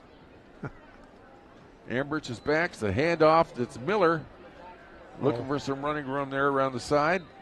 He gets up and I'm sorry. It's J. Anthony Williams. Yes, J. Anthony Williams. That's the other runner. Right. We have not seen him much tonight. No, very nice run, though, on that one. Gets the first down. I only saw one of the ones, and I thought it was Miller. J. Anthony Williams would be number 11. Ambrose is back, gives it to J. Anthony again. He's got some running room this time. Hard to beat him. What a move. He's got some speed, too. That's one of the speedy runners. We hadn't seen him, and I don't know why we didn't see him in the first half. What a run back.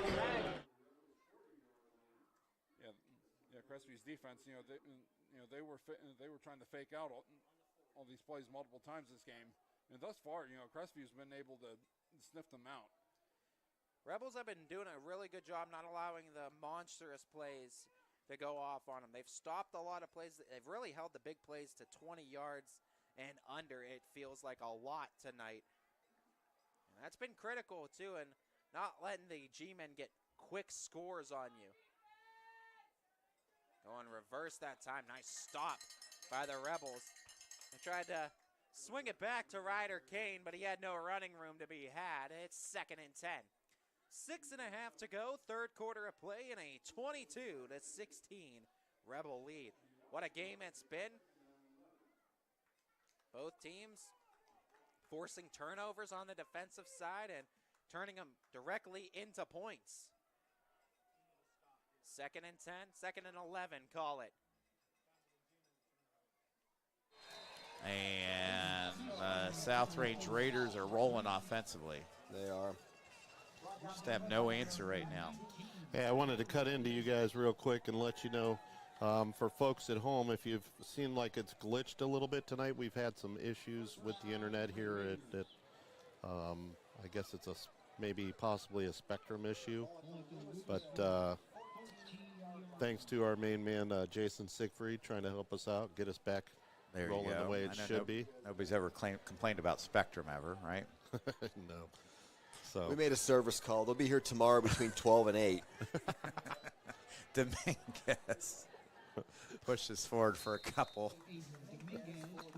Great Seinfeld episode where they're Nykirk, access quarterback, but we've it looks seen like the... it looks like we got one member of the G-men down. One of the G-men down. Looks like lower body injury on the field. We're going to take a quick break. Back after this. And we appreciate your patience. We appreciate all the hard work that Rob puts in for Spotlight Media. Rob, I know you're still on. What do we got? You got anything coming up? I know most of the fall sports are over there. Well, are we going to be able to cover the soccer match? Or well, we're working on that. Girls play at Copley on Monday. We're trying to get in over there, see what we can do. Also, boys soccer won the other night, so they'll be moving on. I don't have any info on that one yet. Play the Working Dukes on that. there. Nice tackle by Luke Seaman, a little outside option. Just don't see the option much more, Frank. No, not at all. Like it just gives you it gives you options. There's 3 things you can do. You can hand it off. The quarterback can keep it, or you can pitch it. When we were growing up in the 80s, there were tons of teams, and obviously, Nebraska was a huge option team, and in high school, I was a quarterback. We ran the option. I used to practice pitching in the pillow. I was not quite Jamel Holloway of the Oklahoma Sooners, to say the least. But yeah, that was a staple of a lot of high school and college offenses. There, Dominguez is going to get him in. They're going to mark him a little bit short. Rookie to the 20, close to. It's going to be 2nd and short now for the G-men.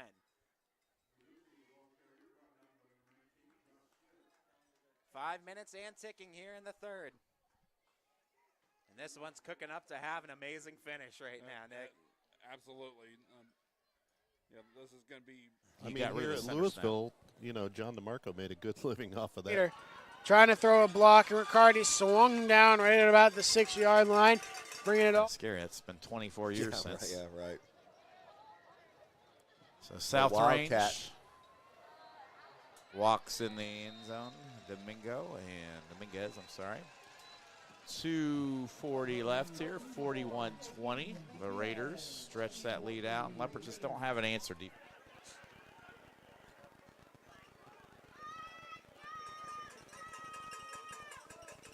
Knights. Garfield in the midst of a good drive. It's 1st and 10 from the Crestview 30. G-men trail it by 6, but they're operating in enemy territory. On the reverse, oh, nice cut. Baguki to the 20, close to. It's going to be 2nd and short now for the G-men.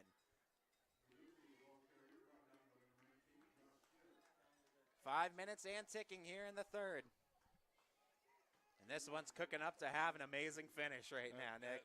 Absolutely. Yeah, this will be one of them games that comes down to the very wire. 22-yard line for the G-men. They need 2 for a first down. Nykirk steps to the side. Bates steps in, looking for the direct snap. Bates looking for the edge. He'll find it, slip him, find it all the way toward the end zone for 6. Devin Bates ties it up at 22. Striking from 22. Bader calls for it. Handoff to Riccardi, and a slew of Ridge defenders were back there immediately. But Riccardi manages somehow, some way to squirm up for a few yards to get it on the 5-yard line to bring it up 2nd and goal. Going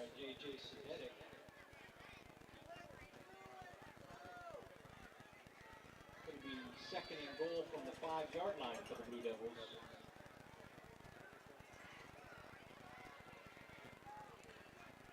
If you're tuning in on the Audible Call, thank you very much. And they went right off. What the heck? Pater calls for a man in motion. That's a big man. Pater gets it. Handoff, toss to Riccardi on the left side. Riccardi tiptoeing, trying to find some room. And he gets in there. Ooh, Dominic Riccardi gets in the... Fantastic catch. And it's another Carrollton first down. Whitmore just floated that up quite almost perfectly for Murphy to go receive. And I believe that is one of their biggest gains of the night. Big play for Carrollton as it's another first down as they are able to get the big play. And they now have it at the West Branch 24-yard line. Whitmore going to keep it himself on another designed quarterback run. And once again, not able to get much. And this offensive line for Carrollton, I think, has done a much better job, and you saw it in the later stages of that first half, giving Whitmore more time. But, again, Whitmore just trying to follow his blockers. Really hasn't gotten a lot going on those designed quarterback runs. So, I mean, it's been Carrollton throwing the football. They've been a little bit more, I think, one-dimensional than we would have thought. You know, we thought they would want to run first, but Whitmore, give him credit.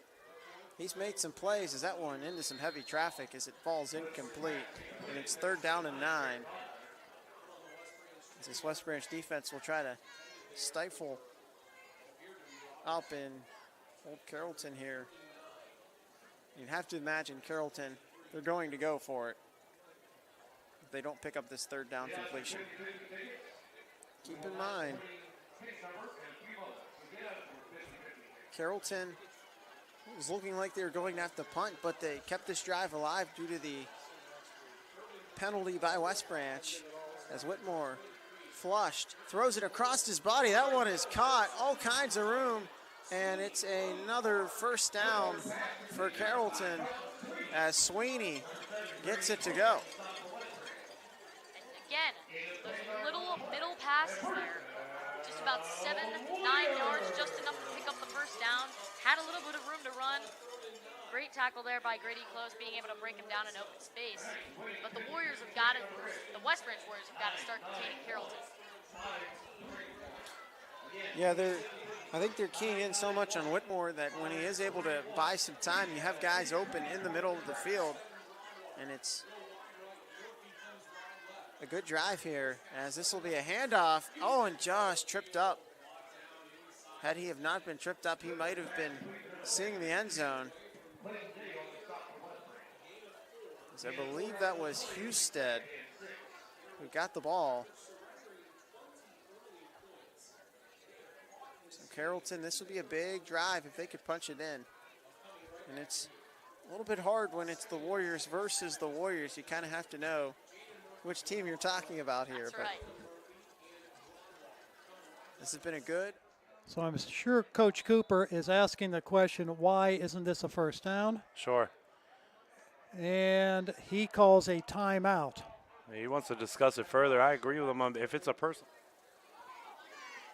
It'll be 3rd down and 4.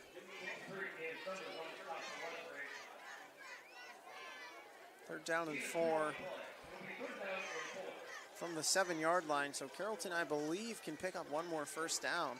So they don't have to get into the end zone. They do want to move the chains.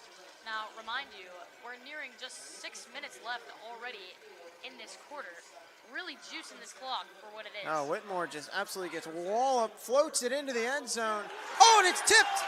Oh, and it's caught. Touchdown, Carrollton. What a play picked up by Garrett Broadwater as he's there for the tip drill. And this crowd is absolutely on their feet, as they should be, as the fireworks now have gone off here in the stadium. Chaos happening in Carrollton, but just another crazy play that's happened. We've seen a couple of those. We saw one tonight where I feel like West Branch may have tipped it, and then we saw one earlier in the season against Woodridge where they threw it, it hit off the helmet, and he caught it. So we've seen a couple of plays not go in West Branch's favor as Carrollton strikes. As Whitmore just, I mean, that was just pressure's coming right in your face. He just got that off in time. And Incredible second effort there. Pressure being applied, gets the ball off. Being rushed. Blitz is picked up. He throws it. It's bounced around and goes incomplete. So. Looked like a fantastic catch as Payson Havens, the freshman kicker, on to attempt the extra point. As the snap is down, the kick is, it was blocked. And At about the 5-yard line. So the Warriors burn 4 minutes and 15 seconds off the clock to start the second half here and come up empty. You know, everything you want except for the finishing result there. I mean, they drove down the field. They ate up clock. They're keeping Jefferson's offense off the field. Just need to punch that in to tie this baby up. Yeah, so now Falcons got the ball, their first possession of the second half here. Let's see if the Warriors defense has done anything to step things up. They were looking much more secure at the end of the first half. They got Bozar in at quarterback with Webster in the backfield with him. Terry Brown near side here, little wildcat. Bozar calls his own number. He's going right up the middle. Touchdown saving tackle there. As he got enough for the first down. Brought down there by Tanner Klein, number 25. Klein did a good job to wrap him up and bring him to the ground. Back to the Wildcat again.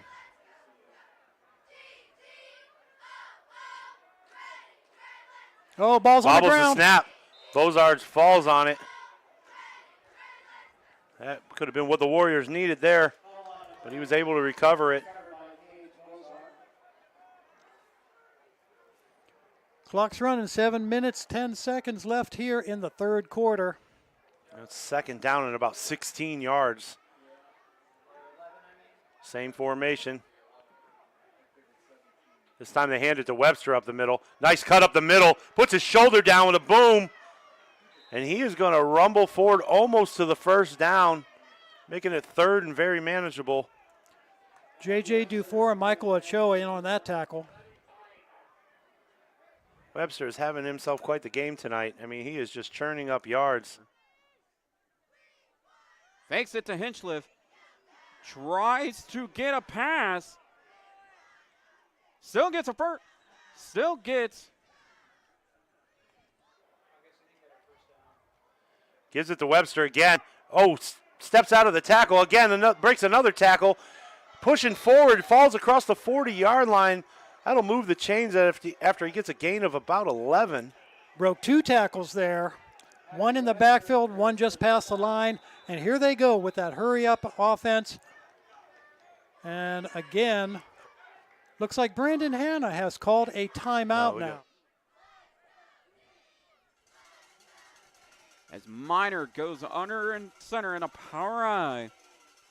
Hands it off to Hinchliff. Hinchliff will take it to the outside. Hinchliff's got some daylight, and he'll be rushing a bounce, but that doesn't matter because that is a Blue Devil first down.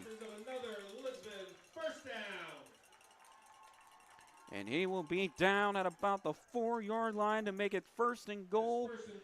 2:49 here in the third quarter. Lisbon trying to get in the end zone.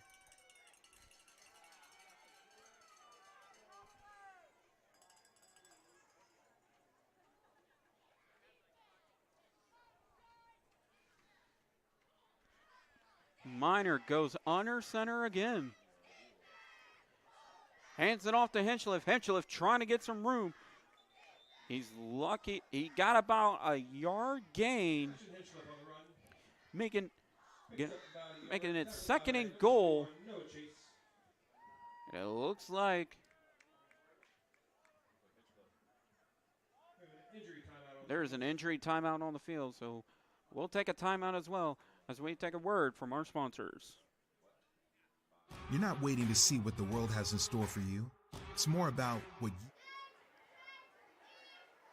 Hands off to Riffle up the middle. He pulled it away. Fooled me. Bozar still got it. He's only going to get a couple there. Tell you what, Riffle stopped running. If he would have kept running, I think I would have kept a camera on him. I thought he had it for sure. That was a good fake. That was a great fake. Probably would have been better off to give it to him. Running to the left side of the field. He's got some space, and he can break this one. Breakaway speed. Painter. He's at the 50, 45-40, 35-30, 25-20, 15, 10, 5. Touchdown, Devils! Chris Painter, 94-yard touchdown. Breakaway track speed, that is. Painter hits Painter. He did walk off under his own power. It looked like it was a little bit of a cramping issue. Let's hope that young man is okay.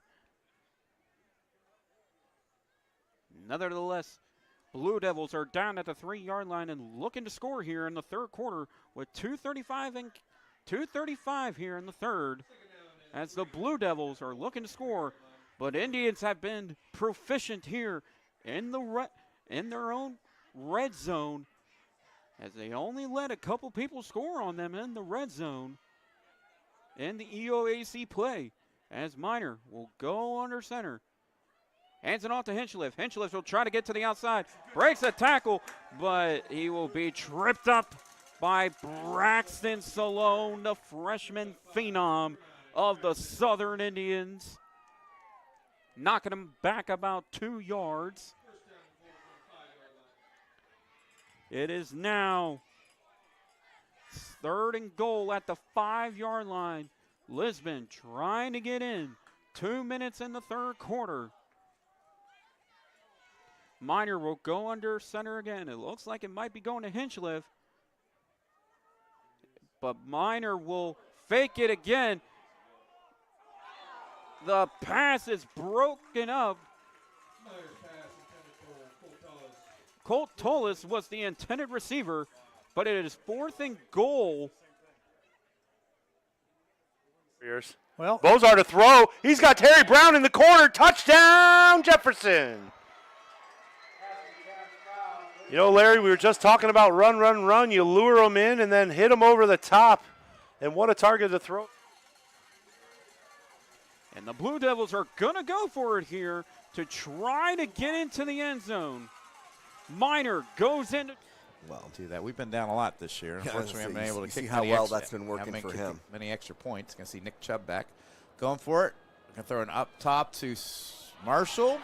Great nice play. little kind of box him out. The basketball player gets 2, and it's now a 42-28 game for the Leopards. Cut it to 14. Cut it to 14. No, yeah, a lot of fighting the Leopards tonight offensively. We've looked pretty good here tonight offensively, surprising, especially in the second half. Keeping that rhythm there. Nice job up front, having Aiden Norris back there. 2-7. Southern, they have the ball at the 2-yard line. They might do a little QB sneak to try to get a little bit of breathing room. But Southern with the hard count will push the Blue Devils back to the 7-yard line.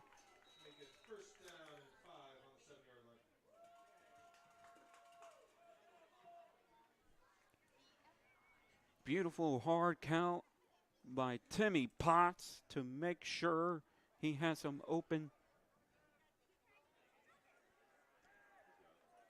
Timmy Potts goes under center with Mentenberger behind him. He'll call his own number again. And it looks like game, even if the G-men score. You don't expect them to go for 2 on this one. You think with Hannah Timmons, she's pretty solid from extra point territory and punching it through. They'll take it for that 8. Unless, Coach Moser risks it for the biscuit and really tries to apply the pressure and take that 9-point lead. Rebels defense looking for a stop. They forced 2 turnovers to this point today. But Guki gets stopped. No gain, maybe even a loss of a yard or 2 on the first down run.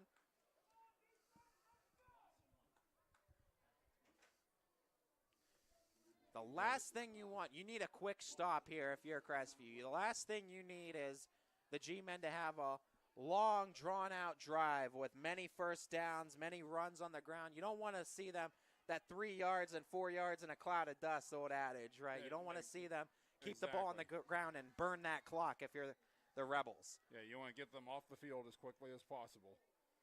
Snap was a little bit high, and Crestview going to take advantage of the missed timing and bring up 3rd and long.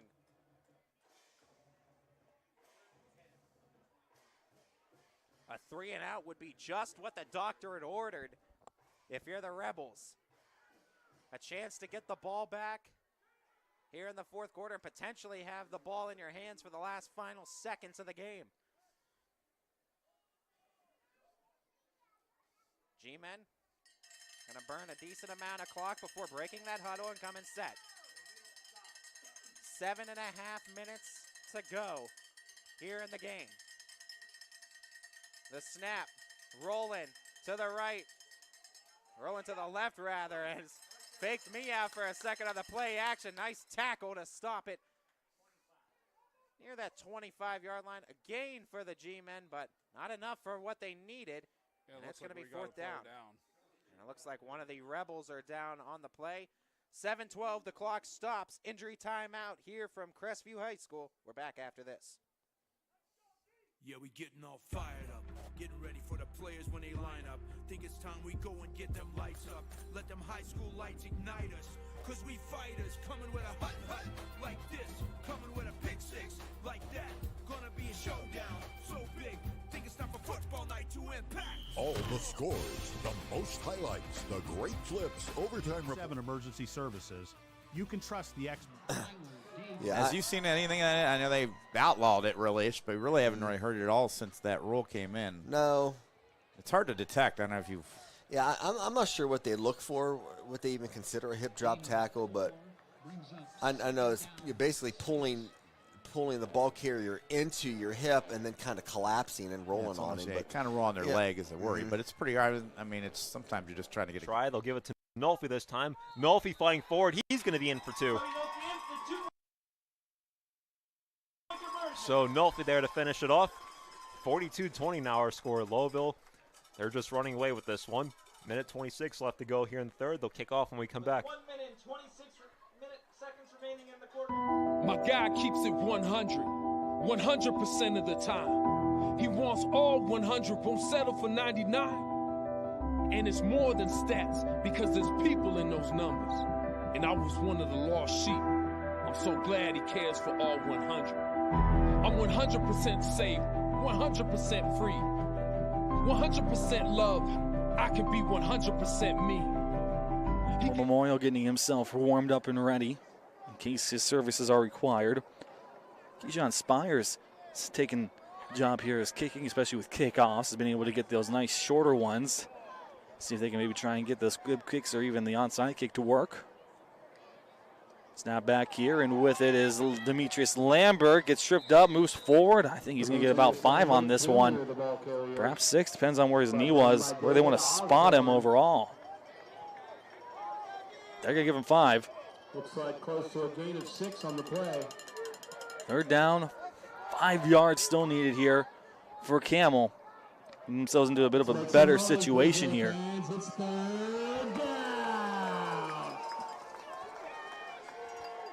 Jacksonville needing a stop right now. Big chance to try and get this game to even. They get this ball back.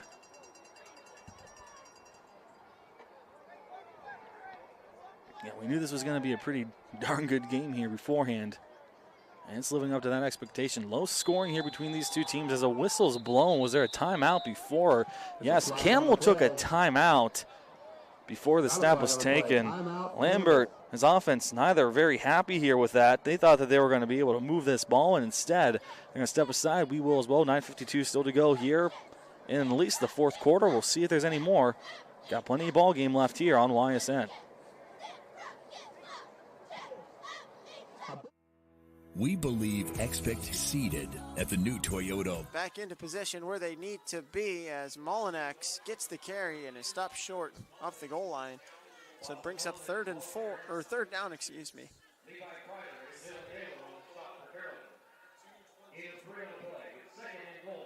So 2nd and goal from the 1 yard line. Again, this is a territory where they could give it to Molinex, or it could be a Jeremiah Thomas keeper. We'll find out what the play call is. Thomas will keep it himself, and he gets to the edge, and he is in for a West Branch Warrior touchdown. Leaping, try to touch that punt. Hard to keep track of it sometimes. Moody's going to take it himself, trying to get that first down. He's got it, and then some, still on his feet, trying to find his way to the end zone. He's going to get brought down there deep in the red zone. Looks like it's going to end up being 1st and goal. Brought down by a host of golden flashes. It'll be left for 1st and goal from the champion 9-yard line. It'll be 1st down and goal, ball at the 9. So good run there from Moody.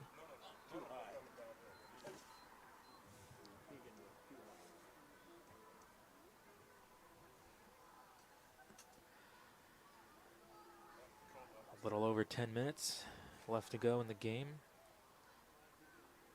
Clock's ticking. Whistle's blown. Timeout called? Question mark?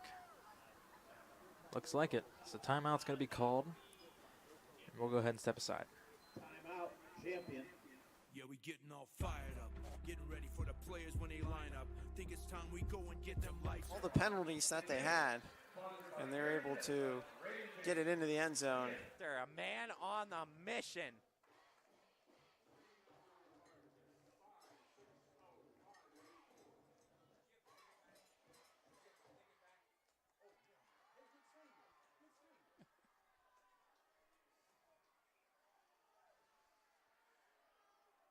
You know, I like, the compassion, that Crestview is showing here. I mean, yeah, it's late in the game, but, they're still in a point that, they can do what they want to do.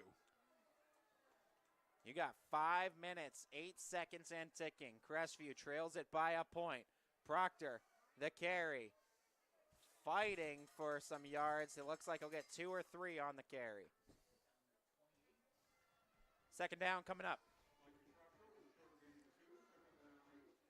Rebels have 2 timeouts. Garfield has the full 3, so plenty of clock stoppage. G-Men likely will get the football back. Rebels are... A lot of movement there. Who moved first? Good ball. Offside. It's going to be offsides on the defense. That's going to push this up 5 yards. It's going to be 1st and goal from the 4. Hand off to Proctor. Proctor stopped on first contact. That'll scratch across 2, maybe 3 more. Get about half. All right. First and goal for the Leopards. Moody's got this one. Going for the end zone. He's got it. Touchdown, Leopards.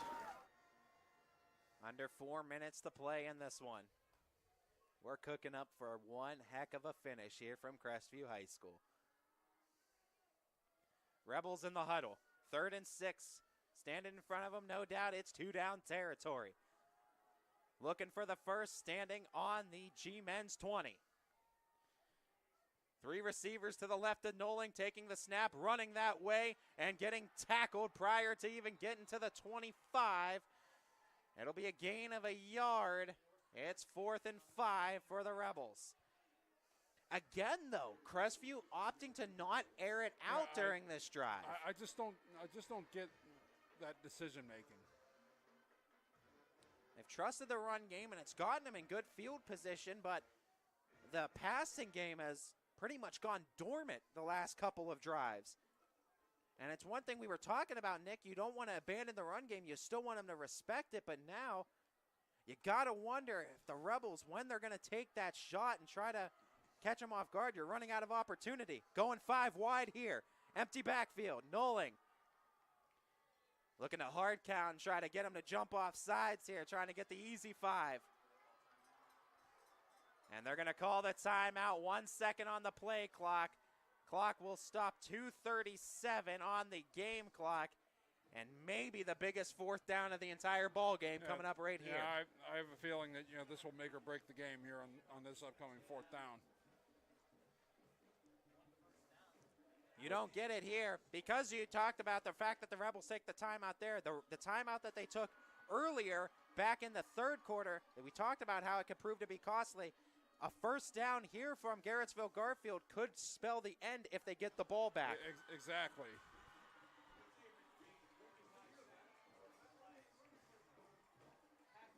It's only 5 yards you need for the first down. Coach Perry, this has got to be one of your best short yard gain plays that you can draw up right here. One of the best plays that you keep in the back of the playbook. Special situations like this. Crestview has not thrown the ball on this drive. They threw it 1 time on the previous drive. They were starting 5 wide prior to the timeout. Ethan Kane subbing in for Crestview. He got the touchdown pass earlier in the game. He's on the far side of the field. Going 3 receiver set, single back in the backfield with Noling. Noling fakes the handoff, gets the blockers, rolls to his left, fires downfield, incomplete. And the G-Men force another turnover on downs and will take over near the 25. And now for Crestview, 2:32 left in the game. You got 1 timeout left. You need a quick stop here if you're the Rebels to try to get the ball back.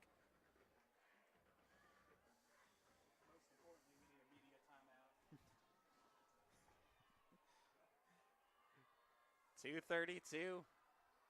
G-Men trot back out on the field. They were held to a 3 and out their last drive. Crestview looking for similar results. Out of that 25, direct snap to Troyer. Troyer staying on his feet. Rebels trying to take the pile down. G-Men reinforcements come through to get him a good gain on first down. Looks like 2nd and about 2 coming up.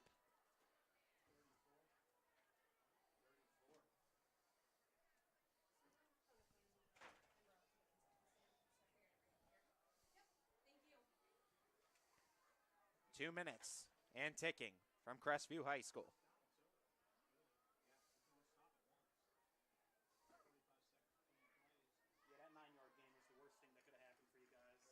Rebels really need negative yardage this way against Garfield. Need to try to push him back.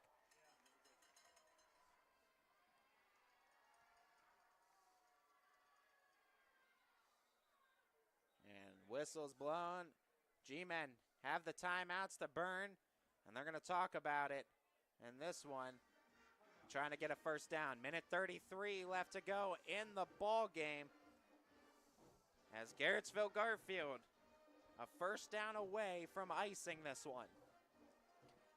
It was a game too. Crestview out of the gates. Two big. Stop the clock.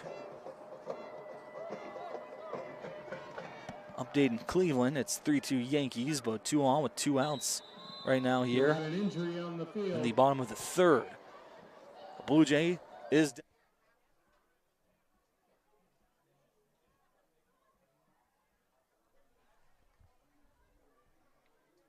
So 2nd and 10 now. Ball still spotted on the 49. As it continues to get chillier up here.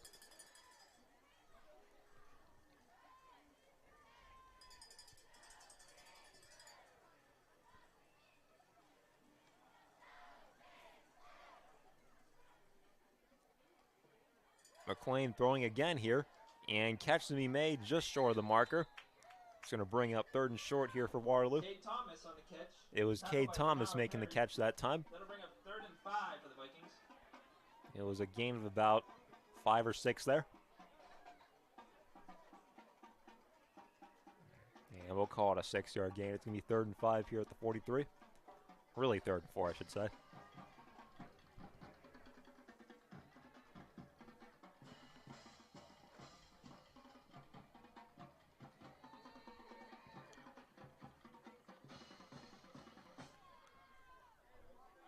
.11 minutes left to play here. McLean takes a snap, and this one is going to be fired and completed, and that's going to be a first down. Lamb McLean's pass complete to number 29, Matthew Ralston. And who else but Matthew Ralston? He's been huge for the Vikings in this one. 2 receiving touchdowns and a bunch of other catches here in this one.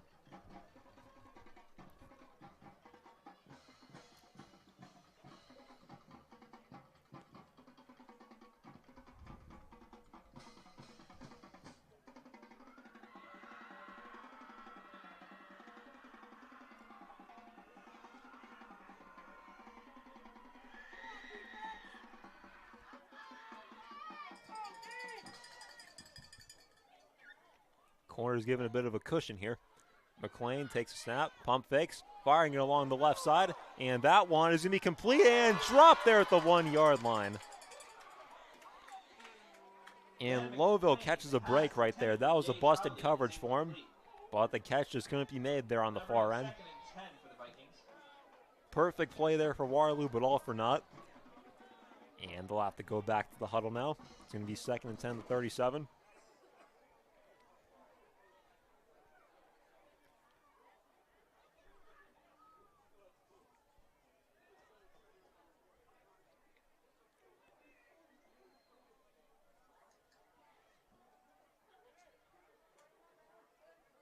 Clock.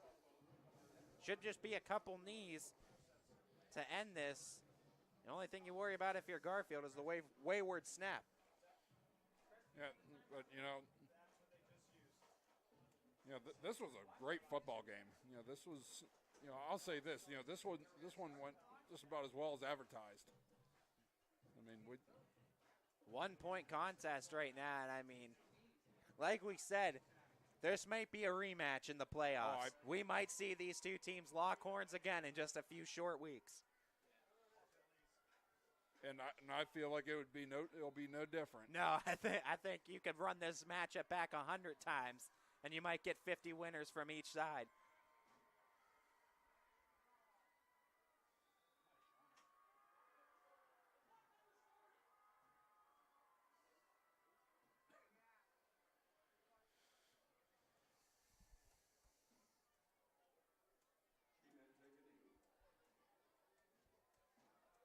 Garfield taking the knee, going to run the clock down, needing just one more knee to do it.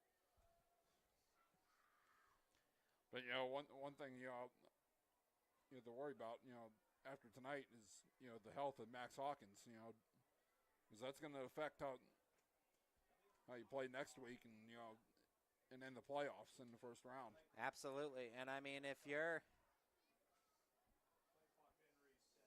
If you're the Rebels in this situation, though, even though Max Hawkins goes down, I feel like Coach Perry feels really confident in Mikey Proctor coming out of that backfield. Thomas comes in motion. Rolling out to the right here. That one is going to be incomplete. So Lowellville, they do get the stop in a 2-point conversion, or 2-point try, I should say. And it's still a 2-score game. Lowellville has a 10-point lead. Pushes himself forward. It's going to be a first down here for the Leopards. It'll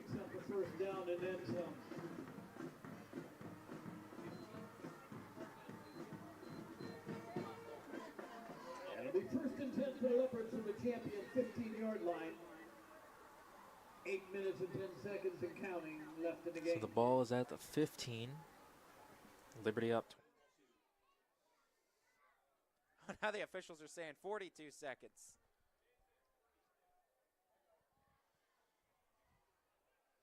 Bump it up again.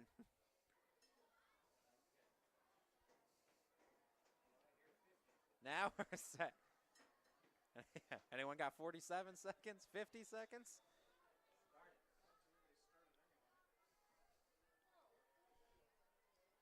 I think the young lady that owns that phone, she's coming in.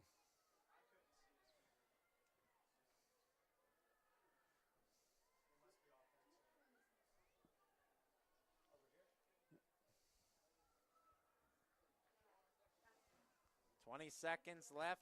G-Men perfectly content, waiting.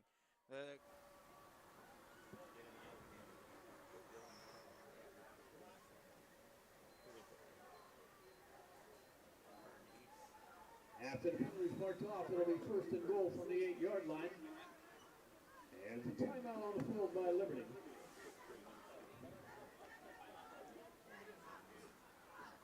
Looks like the Leopards are going to call timeout. We'll go ahead and step aside with them. Hi, this is Zell Bush. Hi, this is Tom Klin. Hi, this is Steve Rossetto. Hi, this is Ryan Miller. Hi, this is Rich Sakui from WRS Wealth Advisors. With our combined 80 years... Dealt some punches of their own. Yeah, I mean, you know, both teams did a tremendous job.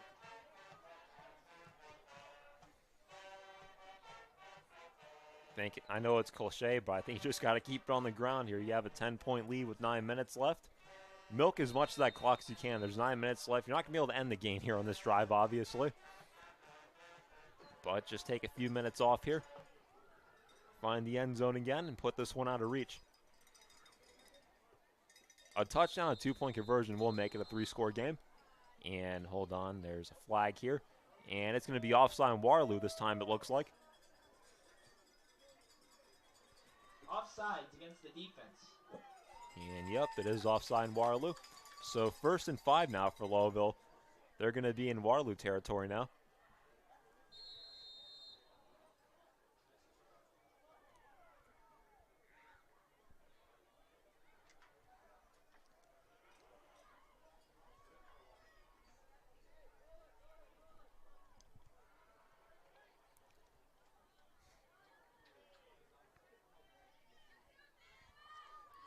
And a run play here for Perry. And Perry's going to be hit low that time. And that's going to be a loss. And there's a flag down. Not sure what this one's going to be for.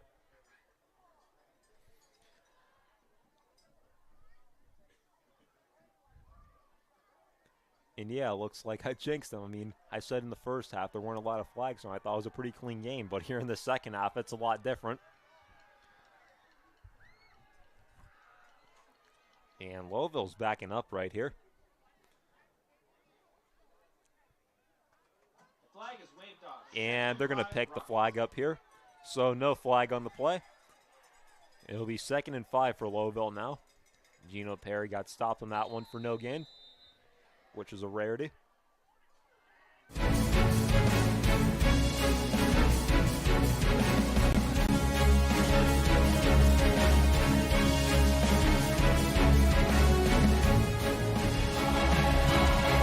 Conversion, 7 minutes and 39 left to go. Liberty up 28-7. Champion going to need to respond and respond quickly. Let's see if they can get it done. We'll be right back. Yeah, we getting all fired up, Getting ready for the players when they line up. Think it's time we go and get them lights up. Let them high school lights ignite us. Cause we fighters coming with a hut like this. Coming with a pick six like that. Gonna be a showdown so big. Think it's time for football night to impact. All the scores, the most highlights, the great flips, overtime report, Friday nights on 21 Sports.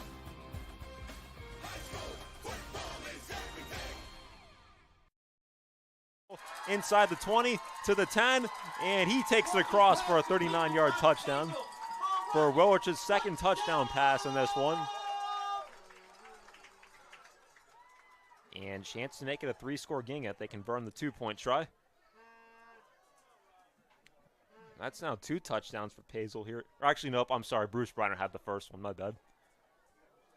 So Brenner and Pazel have a touchdown apiece.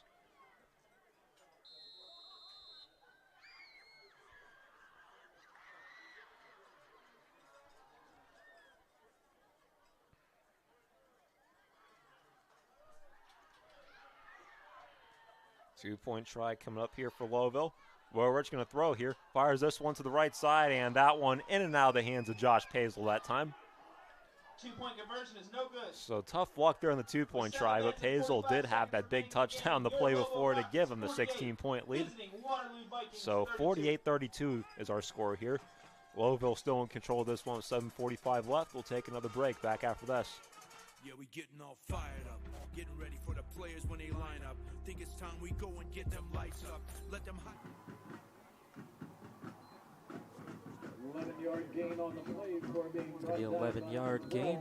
Ball is at the 50-yard line. 50 yards to go here to get themselves back on the scoring column. 7 minutes and 20 seconds left to go here in the game. Run up the middle. A couple yards on the gain. They'll be brought down.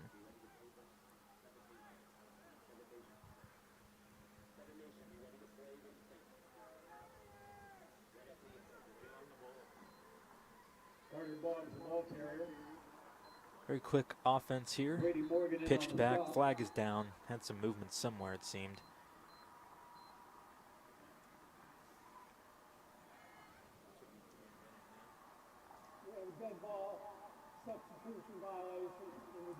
Substitution violation. So Liberty indirectly helping their competition here. It's going to be 2nd down and 1.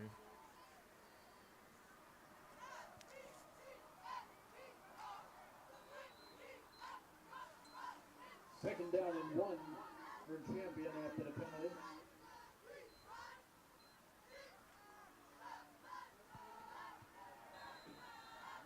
That play did not go the way Champion was hoping. They're going to end up with a loss. It's going to be 3rd down and 5. 4-yard loss on the play. It'll be 2nd down and 5. 2nd down and 5. My bad. Lost downs. So moving backwards, 2nd and 5.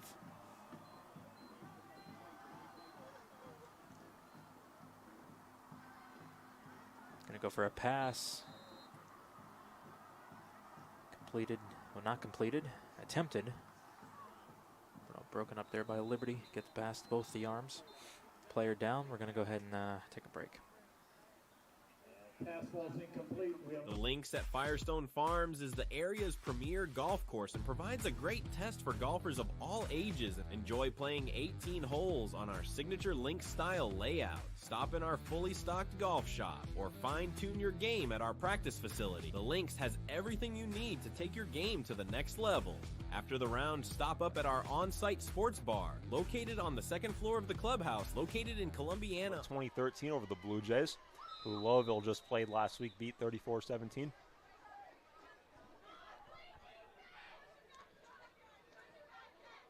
Columbiana defeats Wellsville 42-8.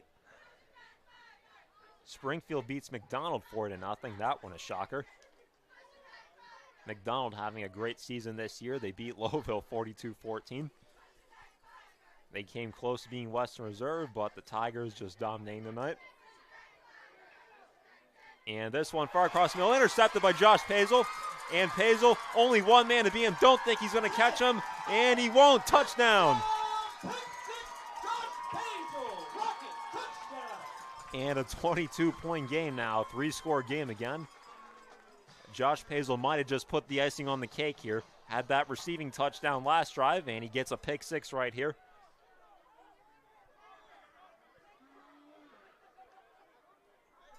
With 6:43 left.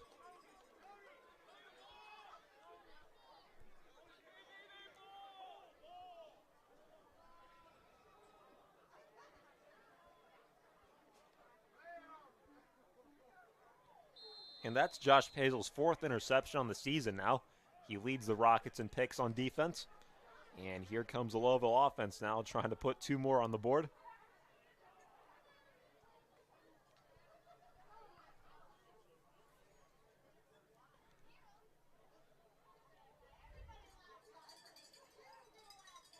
Well, Rich will hand the ball off here to Nolfi. And Nolfi fighting forward, and they're going to say he got in. Cody Nolfi runs it in for 2, and it's a 24-point game now. Louisville just running away with this one. 56-32 is our score. We'll take another break. Louisville to kick off when we come back. We sell taste one bite at a time. At the Balleria, bite into a taste sensation. Bite into a taste delight. But it's going to be brought down. That was number 7 with the ball. It's Tyson Lawrence Watson. He's out there quarterbacking. We've seen him start a game or two. He's pretty good under center. Giving Moody a break under center, it seems. Figured this game is more or less over. No gain on the play. 2nd down and 10.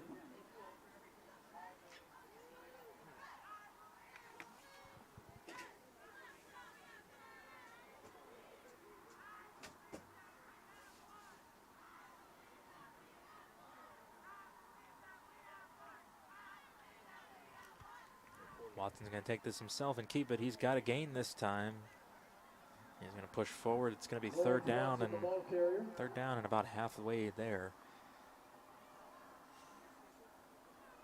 King and Clifford on the stop. 5-yard gain on the play. It'll be 3rd down and 5 for Leopard.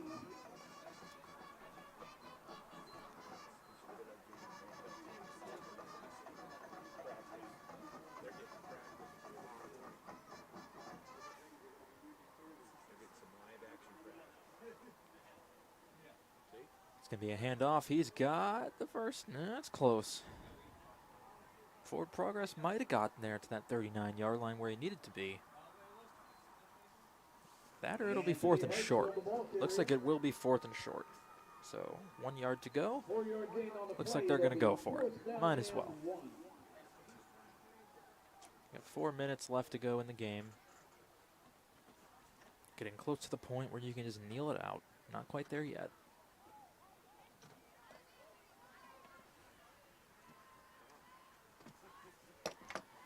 Fourth and 1. Be a handoff. He's got the first down and then some. That was Anthony Hartsfield with the run. So a lot of JV players coming in, getting some varsity minutes. It's going to be first down and 10.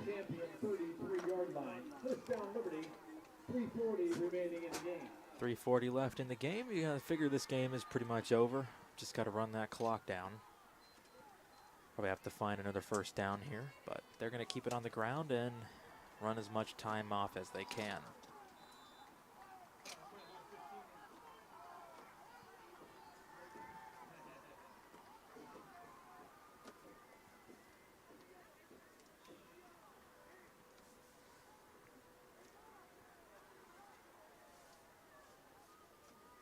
If this score holds, champion will go to 0-9 on the season. They will face Newton Falls at Newton Falls next week. That's going to be a huge first down. It's still on his feet, still running. Still just forcing their way deep into the red zone. Big, big run there. They're not looking to just kneel it out. They want to score. There's JV players in there. They want to get something to be happy about and celebrate on their own. This score holds for Liberty. They'll go to 4-5. Next week we'll be home against Southeast for senior night. in 1 week from today, and that's the last game of the season. So we're in week 9 right now. Did I say week 8 earlier this year, or earlier this broadcast? No, maybe not. That's going to be run in. He's going to be just shy of a touchdown. But they're Liberty looking to punch it in. Just get themselves up. A touchdown here. The JV players wanting to get some varsity points to their name. It'll be second and goal from the 4.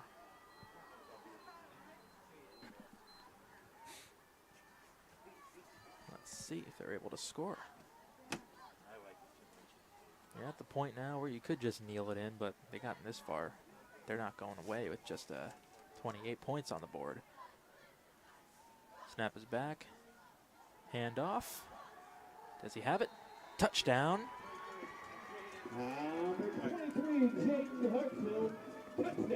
Number 23, Anthony Hartsfield with the run.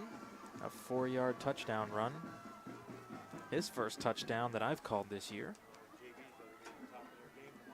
Jaden Hartsfield on a 4-yard run for scrimmage, quick put it up for touchdown. Oh, they're saying Jaden Hartsfield. I have Anthony Hartsfield.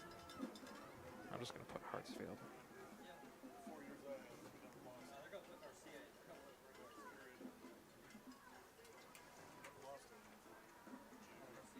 That's 34. They're going to go for the extra point to try and make it 35.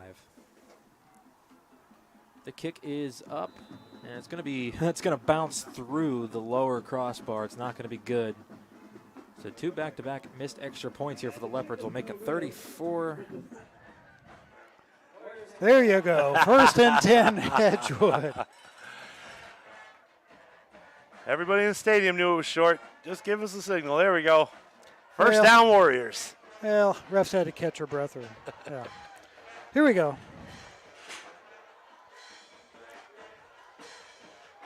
.6:25 left to go in the game.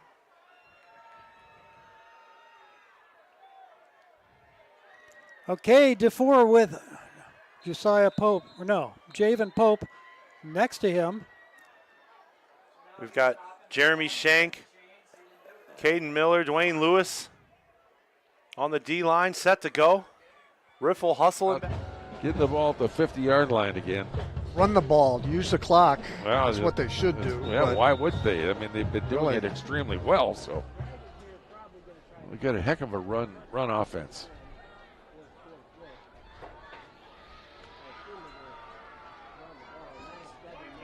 Well, it's a run play, but it goes nowhere. Wow. And then is number 22 with a great tackle there. It is Devlin Knapp. Wraps him up and drops him for a loss. Yeah, Devlin Knapp out there with that cast, and then he has that foam thing over top of it.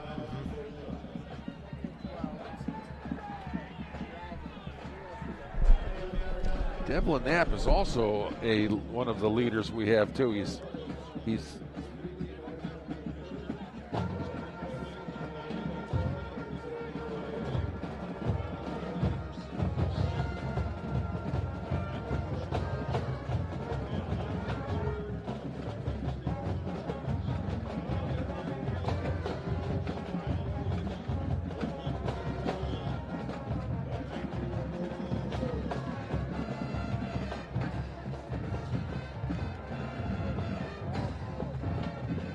Is he changing batteries again?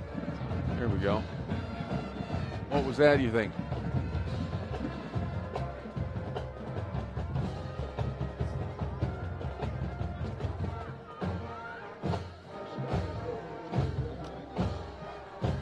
Dragons have been knocked back a little bit. Second down at 14 right now. Playing from their own 45-yard line. Yes, sir. Pass play out to the sides, a flank pass. Oh, I think he got driven ahead for a first down. I'm surprised they're passing the ball. I really am. I guess if it works, though.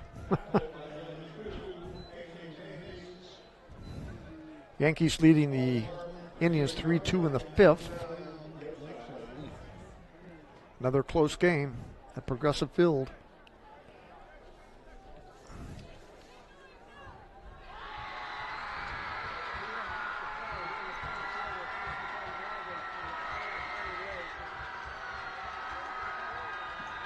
I think somebody just saw a black cat. There's, John J. J. Thomas? J. Anthony. Hand it off to J. somebody. J. Some, yeah. The J man. J. Thomas. Oh, boy. J. Anthony, yeah. Yeah, there you go. What a force he is, though, boy. He came into this game, and we're wondering, like, where's he been? What a name, huh? I love it. What a talent, too, you know? Yes. Ambert's back, gets the hands off. That's Miller trying to run off of the right tackle, trying to run on a slant.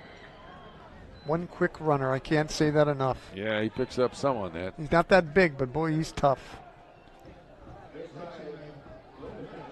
Bartone back in the game now. Bartone is the dirtiest jersey on the field. It tells you that he's been pretty busy tonight, and maybe that's because Dylan's been tackling him. I think he's grinding his jersey into the ground, into the...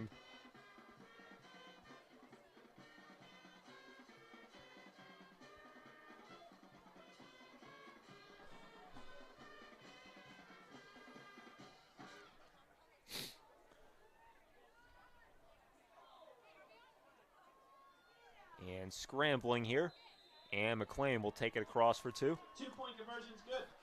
So it'll make it a 2-score game. With a minute and 30 remaining in the game. But a minute 30 left to play here. Visiting Waterloo, Vikings 40. Time really just running out here for the Vikings.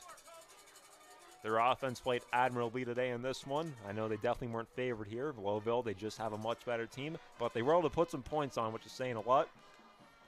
But Lowville really showing out here on senior night. For their 6 seniors, it'll be their last time playing in front of their home crowd, it's looking like. I don't think at this point Lowville can get a home playoff game, but I could be entirely wrong. I know that Springfield, I think they have that back Scarlet in hand. Barring, of course, Lowville beats them next week, then you're going to have a couple of ties. Western Reserve would also have to win out.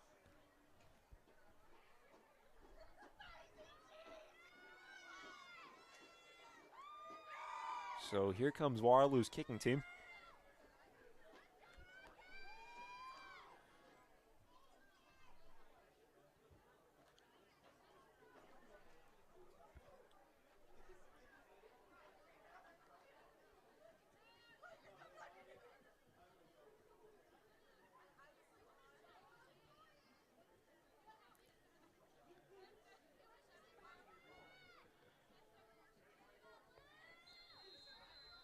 So here's McLean now, and he'll just boot this one deep. This one's still rolling. Paisley able to pick it up, and he is going to be brought down about the 20-yard line.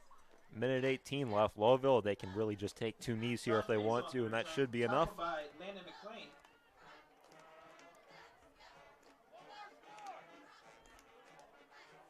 Somebody in the Rockets crowd just said one more score. Now, Lowville in the past, I know they do love to finish the game with as many points as possible. They love to make their wins convincing.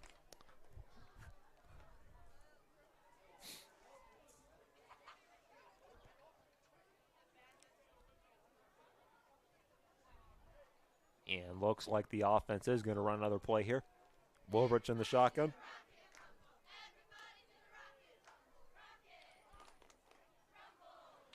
And a handoff here to Cody Nolfi. Nolfi has a little bit of space going along the left side. Trucks him in, but only get 1 or 2 yards out of that. Now just a minute left to play. They'll probably let the play clock run all the way down here. Carry, tackled by Austin Hurst. Just get the snap off at the last second, run the play, and that should be enough to do it.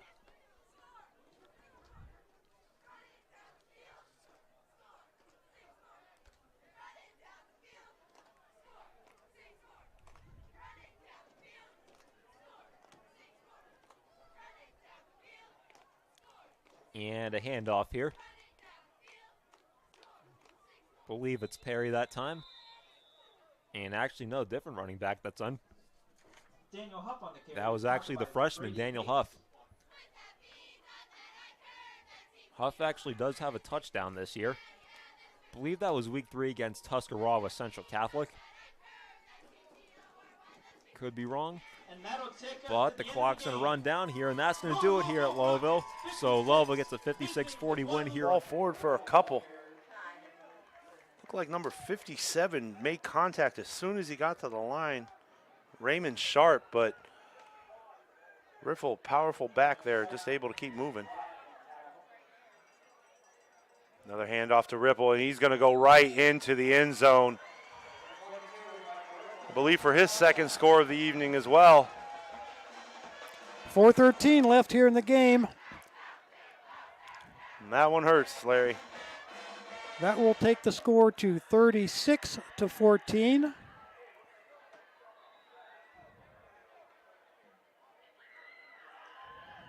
And going for 2.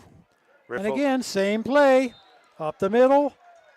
Good. Again, just credit that offensive line. They have just been dominating all day long. And it's just hard to stop. So that'll take the score here, 38-14 Falcons. We'll be back after this. Yeah, we getting all fired up, getting ready for the players when they line up. Think it's time we go and get them lights up. Let them high school lights ignite us. Cause we fighters coming with a hut like this, coming with a pick 6 like that. Gonna be a showdown so big. Think it's time for football night to impact. All the scores, the most highlights, the great flips, overtime report, Friday nights on 21 Sports. High school football is everything. They're home against Madison now, right? Yeah, they won 21-14. No, but now playoffs. Home against Madison. Okay, back here in the fourth quarter, 4:13 left here in this game. Falcons up 38-14 over the Warriors. So just got a report that Geneva ended up beating Madison.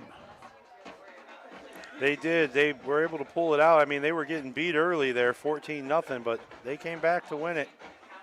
What a great game there for the future. And welcome back to the Audible Call. I'm Mike Ackelson along with Anthony Hartwig. A lot of fast games tonight, a lot of lopsided games, but there were some pretty good ones. I guess Crestview, Garrettsville, Garfield. We knew it was going to be good, and it turned out to be the game of the night. I don't think anyone would argue with that. Yeah, absolutely fantastic game. The 2-point conversions come back to haunt Crestview at the end. Yeah. It's the one they failed to get. But pretty good week here on week 9. Conference pictures more clear of who's sitting where and driver seats. Playoffs, teams looking to do everything they can to secure home games. Yeah, so things looking good. You know, one more week, man. Yeah, hard to believe. 9 weeks. But we're not done yet. We're going to sign off from the Audible Call. There is a couple games still going on. Jefferson and Edgewood. That one's 38-14 in favor of Jefferson. And Beaver is absolutely crushing Quaker Valley. They're in a running clock. So those are the last 2 games on our network that are still rolling. You can still watch them where? At ysnlive.com/live. So, again, the Audible Call brought to you by WRS Wealth Advisors. We appreciate them. They've been on board now for a few years. So, we will get ready. We will see you right around 10 o'clock with the Joe Dickey Electric Scoreboard.